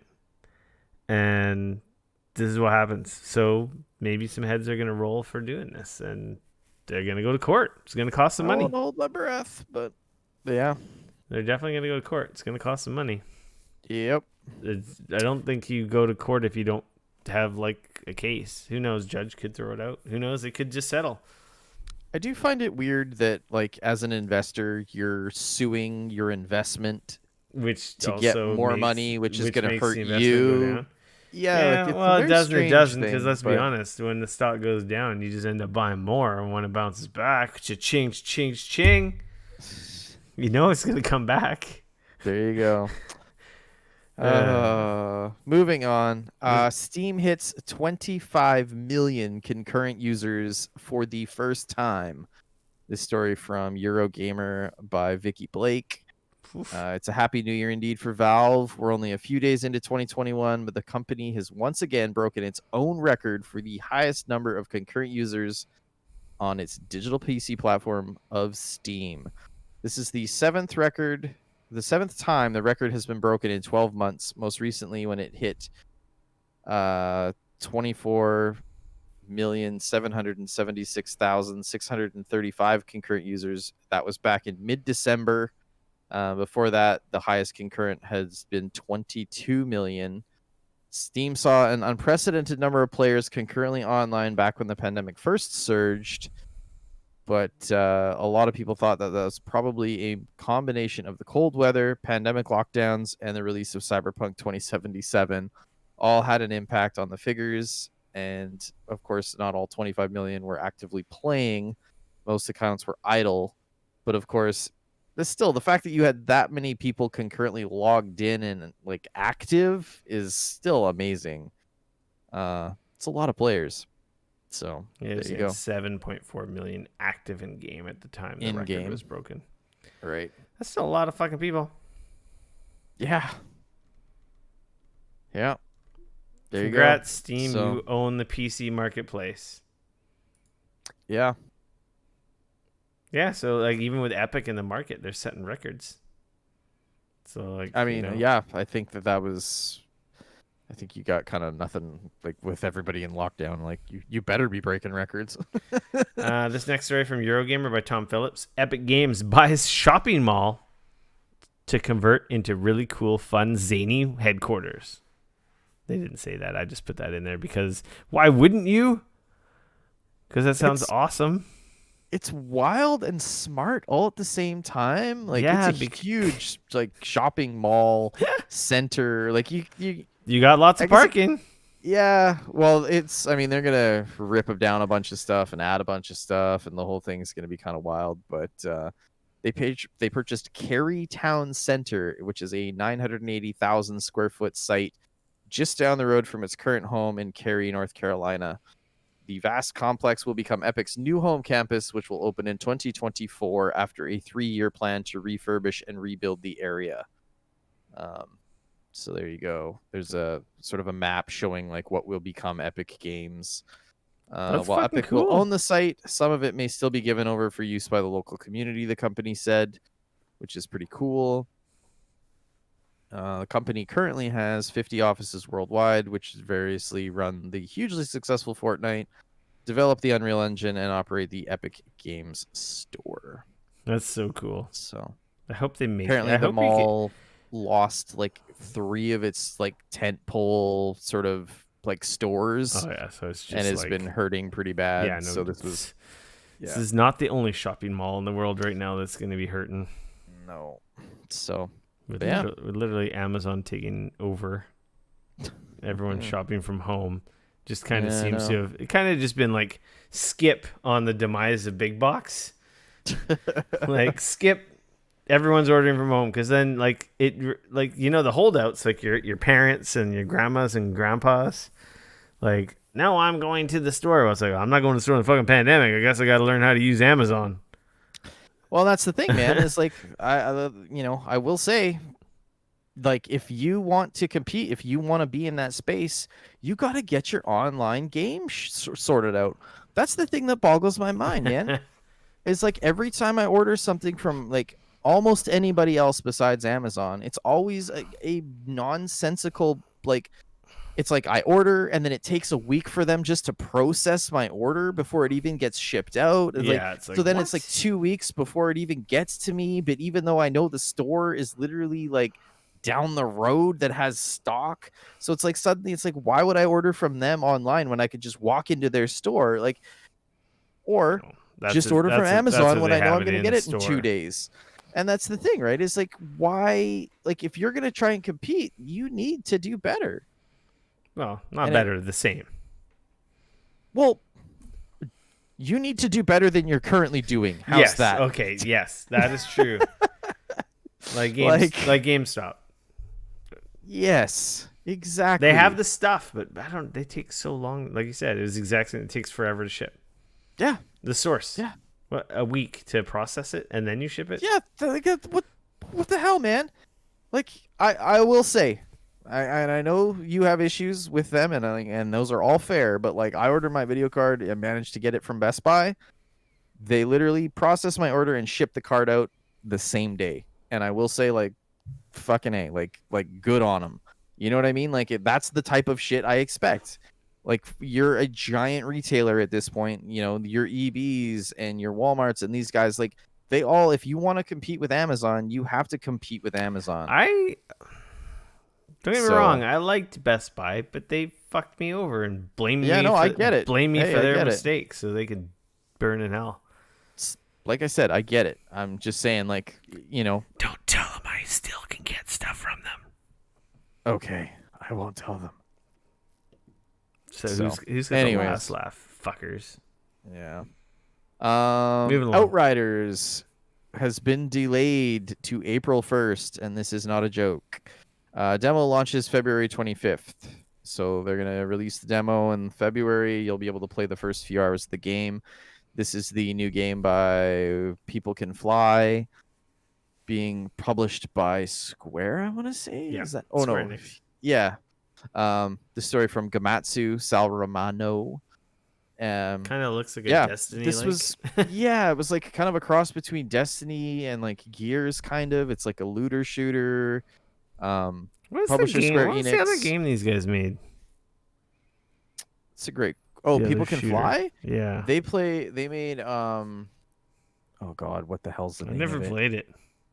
I own it and I've never played it. Bulletstorm. I bought it on a yes, that's the one. Thank you. Yeah. A lot of people like Bulletstorm. So they're building this game. It was supposed to be out in, I want to say it was like supposed to be out in like January or February. So now they're pushing it back.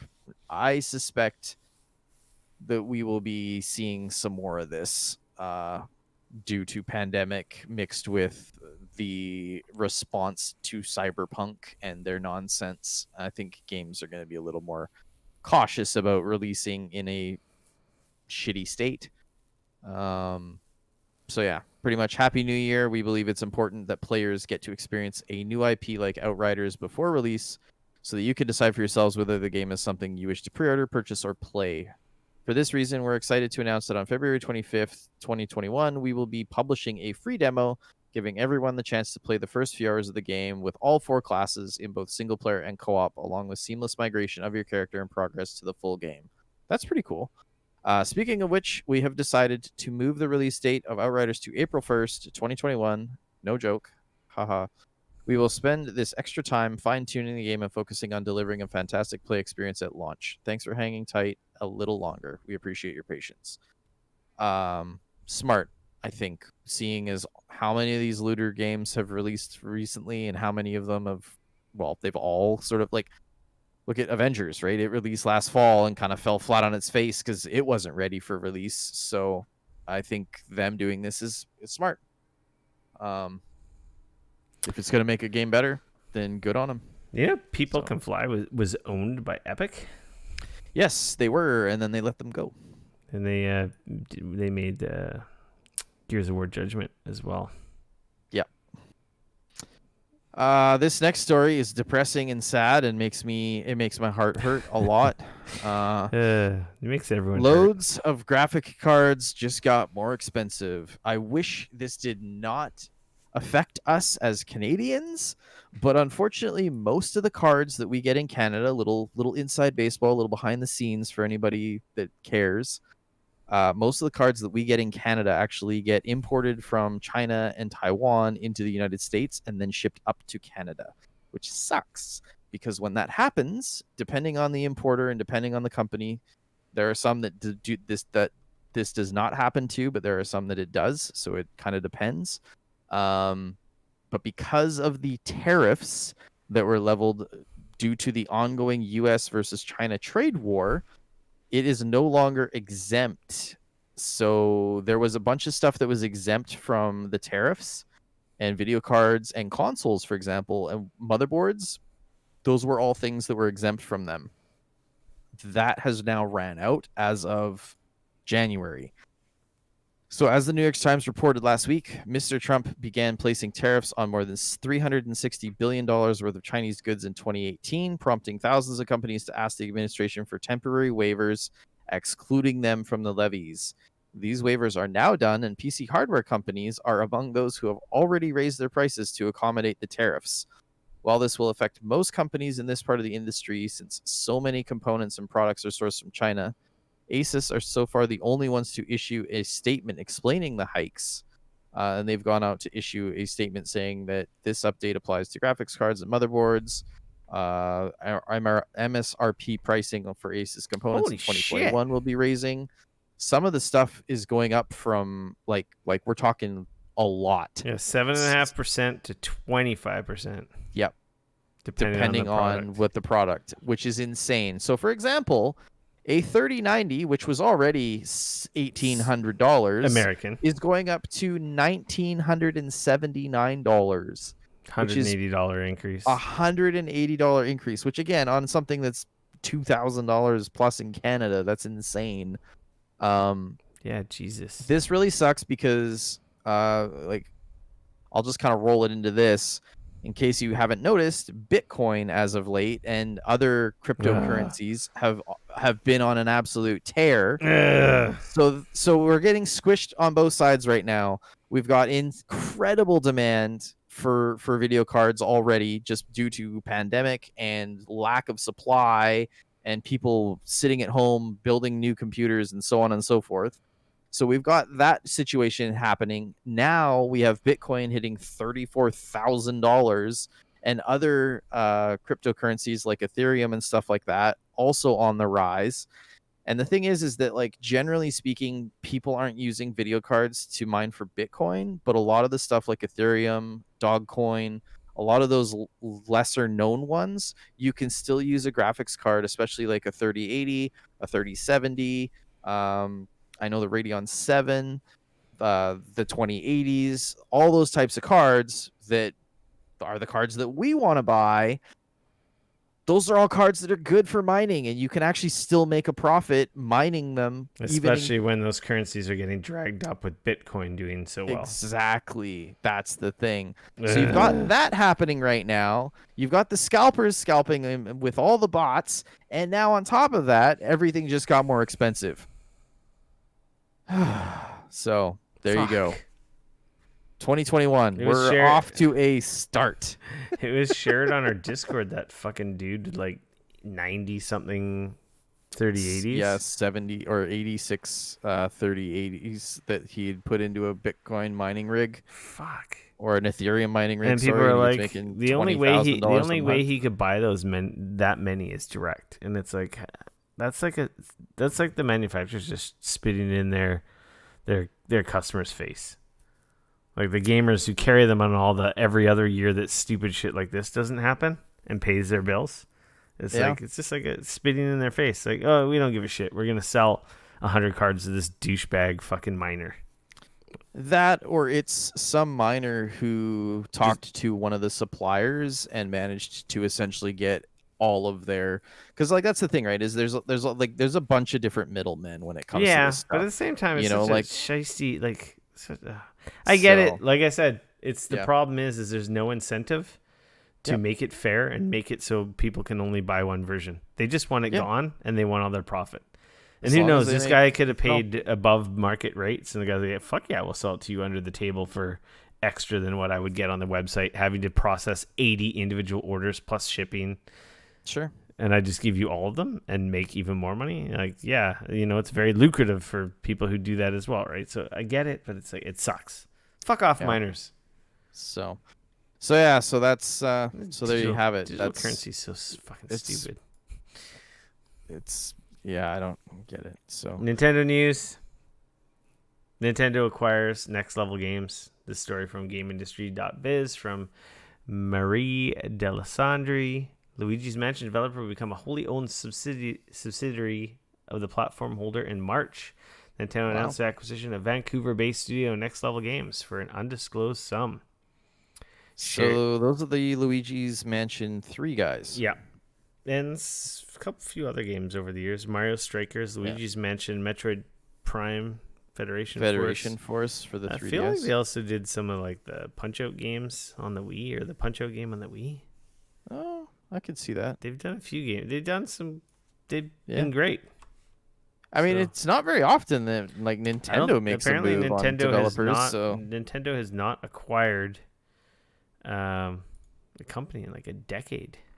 That surprises me because, like, out of all the companies that they would acquire, that one to me surprises me. Like, I would have thought, like, Rare or not Rare. What's the company that did the Donkey Kong Country, Tropical Freeze for them? Yeah. Like, they're the ones doing the new Metroid Prime. Like, I would have thought those guys would have been up next for, like, if anybody was going to get purchased from Nintendo, I figured it would be those guys. They might be. This might be plays by Nintendo to defend their situation. To defend their devs, because like Microsoft and Sony have been on buying sprees and like, oh shit, well, if we don't lock these guys up, we're gonna lose like some of our first party like dev people that we capability. Use right. Yeah, interesting. Yeah, you're right though. Like really, like Retro Studios, you would think would be like that's the one. list. Yeah, Retro. They just must have some airtight deal with them because Retro doesn't do anything for anyone else. Yeah. Congrats, it's Next wild. Level. Yeah. Up here in the Canada. Congrats for Vancouver. Woo woo. Mm-hmm. This next story from VG247. This is getting in our Xbox news. Microsoft is asking people if they want PS5 DualSense features in Xbox Series X S controllers. The company wants to know if its new consoles are next gen enough. Software and games giant Microsoft is probing its users if they want to have some of the features of the DualSense. As reported by TechRedder, the company is asking people who recently bought its Xbox Series X or Series S consoles for their thoughts, including whether the hardware feels next gen. Furthermore, Microsoft has asked users whether the PS5's DualSense had any features that they might want to be included in the new Xbox controller. Hell to the yeah. Microsoft's new game on. Microsoft's new gamepad already boosts the number of features that the PS4's DualShock 4 had, including dedicated button for sharing footage. The Series X blah, blah, blah, was real in 2020. Dude, yeah. The DualSense is one of the best things to come out of this whole current gen. Yeah, that's one of the reasons that Astrobot is so cool. Yeah. Like, hell yeah. It's a huge part. Like, it's game changing. Yeah. Like, I cannot think that developers were not talking, to behind the scenes to Microsoft saying like, guys, this thing's fucking awesome. And I don't know if it was just, it took a while before like shit actually came out and they were actually able to get their hands on it and go, shit, this stuff is awesome. Because like I will say, like you hear, I remember hearing when all the people were talking about the PlayStation 5 and stuff, and like when they first got their hands on it, and they were like, yeah, the new controller's awesome, it's so cool.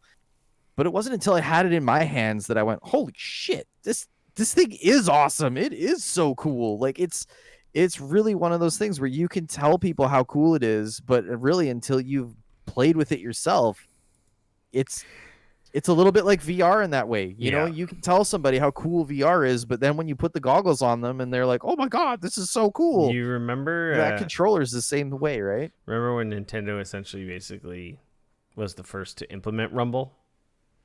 And then everyone copied Rumble. Sure. This is one of those game-changing features that the other guys will copy over time. Or do their iteration of, to the point where they can't get sued. Because I imagine if you did something exactly the same, you'd probably get in trouble. But maybe Sony will just license it, like they license their Blu-ray drives for their competitors. Like, I mean, I can't help but think that it wouldn't be a good thing. It's definitely a disadvantage. Like, I've already seen people posting on forums and around the internet. They're like, I'm waiting for the PS5 version to go on sale because I just want the DualSense functionality. Like, like speaking of Valhalla and like Watch Dogs and stuff. Sure. And specifically seeing like updates for those games calling out that they implemented better DualSense functionality. Sure. Like that's noticeable. It's fucking cool because it's not just visually noticeable. No. You immediately feel that change. So when that I will say, flying around in Miles Morales, when you're pulling the controller, it feels a lot like you're shooting webs out. Yeah, that was the tension. That was one of. I will say that was one of the things like I really did notice from the PS5 version. It was cool as hell. Yeah, it is super. You know, so. This next story from Eurogamer from Wesley Yin Pool. Microsoft tried to buy Nintendo 20 years ago, but they just laughed their asses off. This story was awesome. Yeah, what if Microsoft bought Nintendo in the run-up to the original Xbox? It would have been a little different.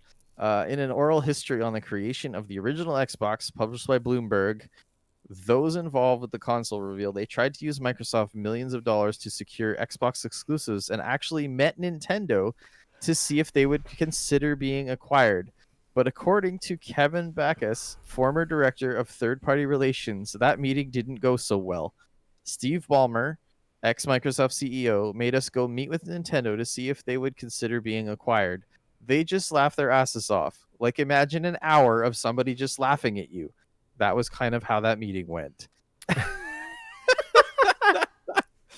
Oh, that's so amazing. We actually had Nintendo in our building in January 2000 to work through the details of a joint venture where we gave them all the technical specs of the Xbox, McBreen said.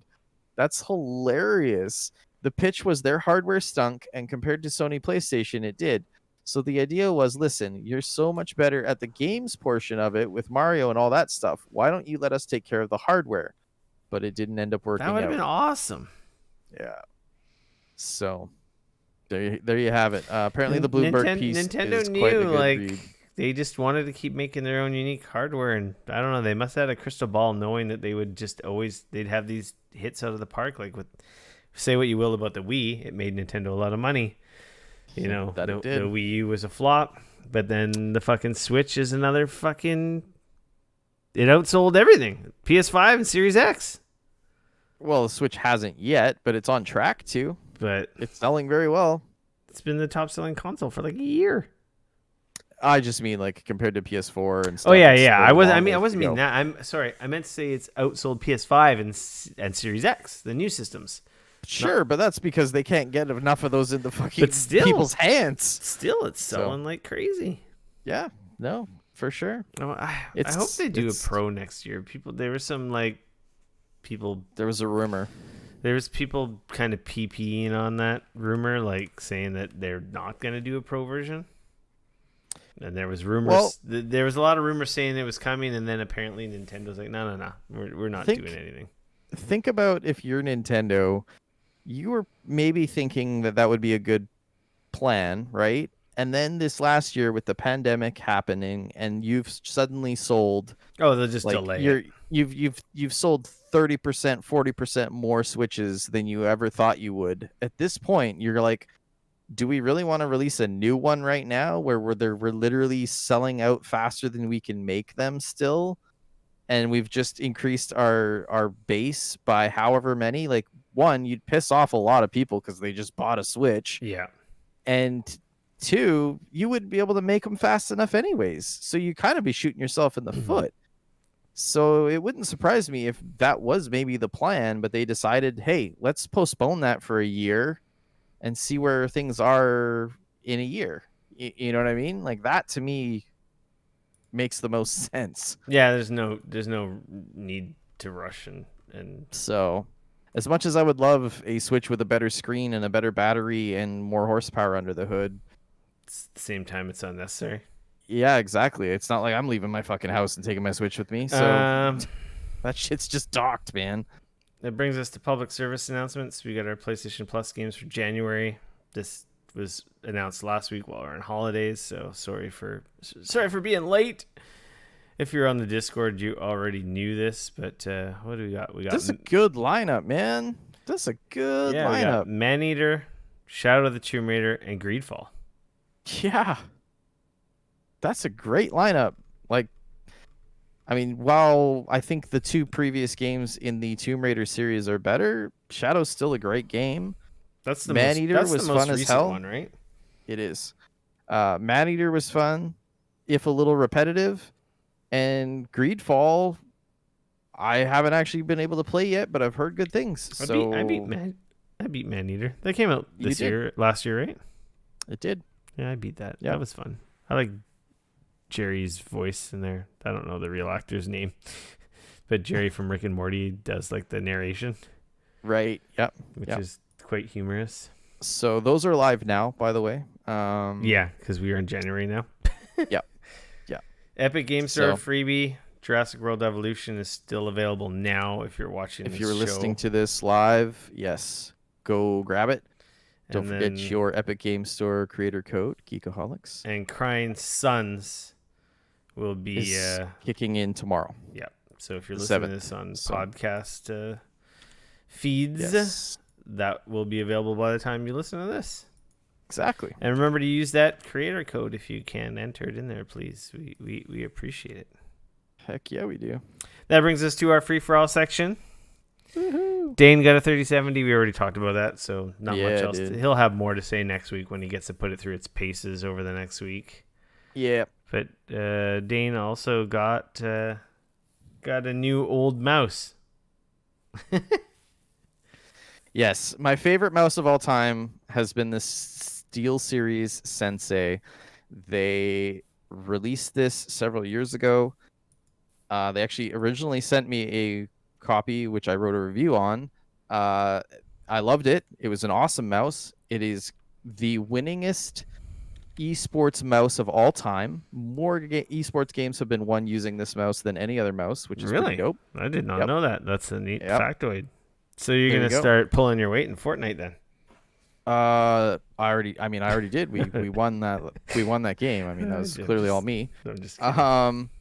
So the thing is that they did stop making it though a couple years ago. You know what that mouse reminds me of when you held it up? It really reminds me of the old Microsoft IntelliMouse.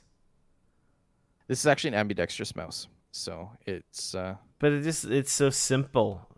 Oh, I love it. It's got 2 buttons on that side, 2 buttons on this side. If you're lefty, it's perfect for you. If you're righty, it's perfect for you. It feels amazing. It just for me, I love it. It absolutely. So what they did is they stopped making it. I had one of the originals, like I said, because they had sent it to me. But eventually, because after about 7 years or whatever of using it, the scroll wheel started to go. So I had purchased a new mouse. The new mouse was fine, but last year they announced that they were doing a comeback. So what they did is they took the SteelSeries Sensei and they took the same shape, the same mold as the original, but then they put the new guts in it. So it's got the new SteelSeries engine, blah blah blah. It's got like 18,000 DPI and all the other Who nonsense. uses the DPI that high? Hey, look, don't ask me, okay? It's not me. I'm at like 8,000 or something on my desktop, Yeah, and then like that's always 3,200 in my games or mouse. something like that. Logitech G whatever does like so high. I'm like I can't control. I'm like Yeah, all over the it's to place. each their own, right? To each their own. So yeah, so they released this. This is the new Sensei 10, SteelSeries Sensei 10 as it's called. So like I said, they essentially, it's the same mouse as the old one, but with the updated guts. This was on sale over the holidays. I posted it in our Discord. If you were there, it was on sale for like $50. They're normally like $100. Oh, I was gonna say that's which is pretty awesome. At the same time as that happened, I also purchased a new mouse pad to go with it because what as I learned, so I had a sweet HyperX skin, and essentially what that is it's like super super super thin, and it's like it just like it's like a big sticker I was gonna say. essentially. It's like a sticker you put on your desk. Yeah, it was so sweet. They don't make them anymore. But what ended up happening was it was a hard mat. And if you've ever used hard mats over time, you end up with these like little zones that like you get spots that you've worn out on Where the the mat, plastic. where the mouse goes insane. Well, one, the mouse can go a little insane, and two, it doesn't track smoothly anymore. So you're trying to make a headshot, and it's almost like it's getting caught on the, and it's just not smooth. Yeah. So after doing some more research, I ended up ordering one of the SteelSeries. What is it? The QCK soft mats. It's just a black. It was cheap. It was like $15 or something like that. And I've been using that a little bit. Initially, was a little getting used to because it's a little more resistance than the hard mat was. But now that I've been using it with the new mouse, I'm a fan. I like it a lot. I really do. So you said it's a soft mat. yeah, it is. It's I got the Edge one, so it's like it's essentially the same. It was just the edges have the what's it called? It's just so that the edges don't get frayed. That's all. So Yeah, but, I need to. I don't. But need to do I anything. straight up, man, I love this mouse. Like now that I have this mouse here and this stupid Huntsman keyboard, I want to get this set up. I want to get this keyboard for my work, and I was so close to ordering one for my work because I love it. But now I absolutely like this is like the trifecta for me. This headset I love, that mouse I absolutely love, and this keyboard I am in, like that is like this is like my perfect setup right here. Just perfect. It's like I love it. It's awesome. So I have a hard mouse pad, which I like. yeah, I liked my hard one as well. I just figured I'd try a soft one and see maybe it would last longer than the hard one. I don't know. I'm just looking at all these cool like mouse pads they have. They do. They have a lot of really cool ones. Unfortunately, their shipping cost sucks so bad. They got ones with when you order direct. RGB. Ooh. Oh yeah, I didn't want none of that nonsense. Ooh, I might have to get one of these. So, but yeah, so that was my Holy other. crap, these are huge. Yeah, some of them are massive. Some of them are huge. Like they're it's hilarious if you look on their if you've been on their Twitter feed at all. They make one that's so big that I've seen pictures of people's dogs, like golden retrievers on them, and they take up like the whole desk. It's like wild. they literally like my desk has been looking pretty ratty. Like one of these big ones would literally like resurface my desk. Yep. I was looking at one. So like for me, I have a slide out keyboard tray Same. on my desk. And so for me, all the times that I was looking at it, they were all way too big for that. Even like I was like, oh, I'll just get one that'll cover. I'll just put my keyboard on it. I'll put my mouse. It'll be great. I have a pretty. But they were long all tray. like an extra.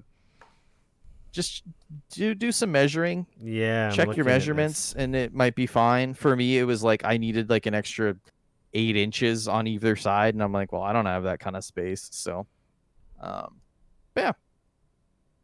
So now I'm back to premium setup for me, and I love it. Nice. Straight up, man, like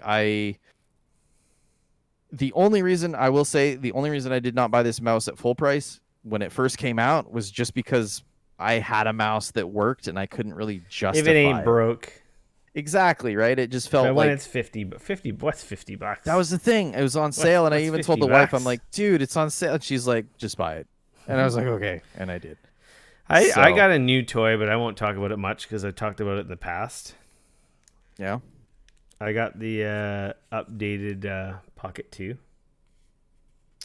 Oh, the gimbal, is that the DJI Pocket with Yeah, the the DJI camera? like pocket camera. Oh, that's The kind of 4 cool. 4K 60 with the So that's built-in. not just the gimbal, that's like the No, camera it's and the a gimbal. It's the whole 4K system, 60 right? camera. Yeah. They upgraded the microphones on it, which was my complaint of the old one. Right. So it's got much better audio. They actually added a little controller on it as well for the gimbal as well. Oh, very There's all nice. kind. This slides out, and there's all kinds of accessories. They added like a whole system where the bottom comes off as well, and you could add like wireless mics and other functionality as well, which is kind of cool. Um, I loved the old one, except for the audio sucked, and this one now they resolved that. They added better camera again. It takes amazing fucking video, and it fits in your pocket, Right, which is and key. it's got the stabilization, which is like okay, and also I don't have to waste space on my cell phone and drain my cell phone battery and risk dropping my cell phone getting a video that doesn't even compare in quality to this thing. Like it is amazing the video quality this thing gets for how small it is. Like Yeah. it's my photo. Like I haven't shared any of them, but like on the old version, I have like all our ride videos and a bunch of our Disney World videos from last year. Yeah. That I recorded with the first version, and they're amazing. They look so good. That's Anyway, cool. I got the new That's one. awesome. That was my Christmas present to myself. So That was my video card. yeah, And I got that. That was my birthday present. Was mine. yeah. That Dane, was technically my Christmas present was my PS5. Technically, my early birthday present was my video card. So I think we have an episode, Dane. that's it. It's That's all she wrote. 287 in the gigabits in your ear holes. You can follow me on Twitter at RickF, no K, RICF. You can always come bug me on Twitter at Dane Cody at DAYNECODY. Make sure to join the Discord server, Geekoholics.com/Discord. Use our Epic Game Creator Code when you're on the Epic Game Store to support the show, Geekoholics. Of course, feel free to throw us your Twitch sub.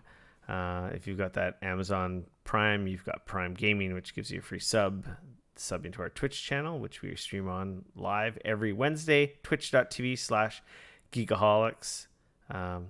That helps support the show as well. Just gives a little couch change to buy some video games or some toys. It's much appreciated. Also motivates us to keep doing the show, knowing people are listening and watching and enjoying it and enjoy what Heck we're yeah. doing. So that's enough reward in itself.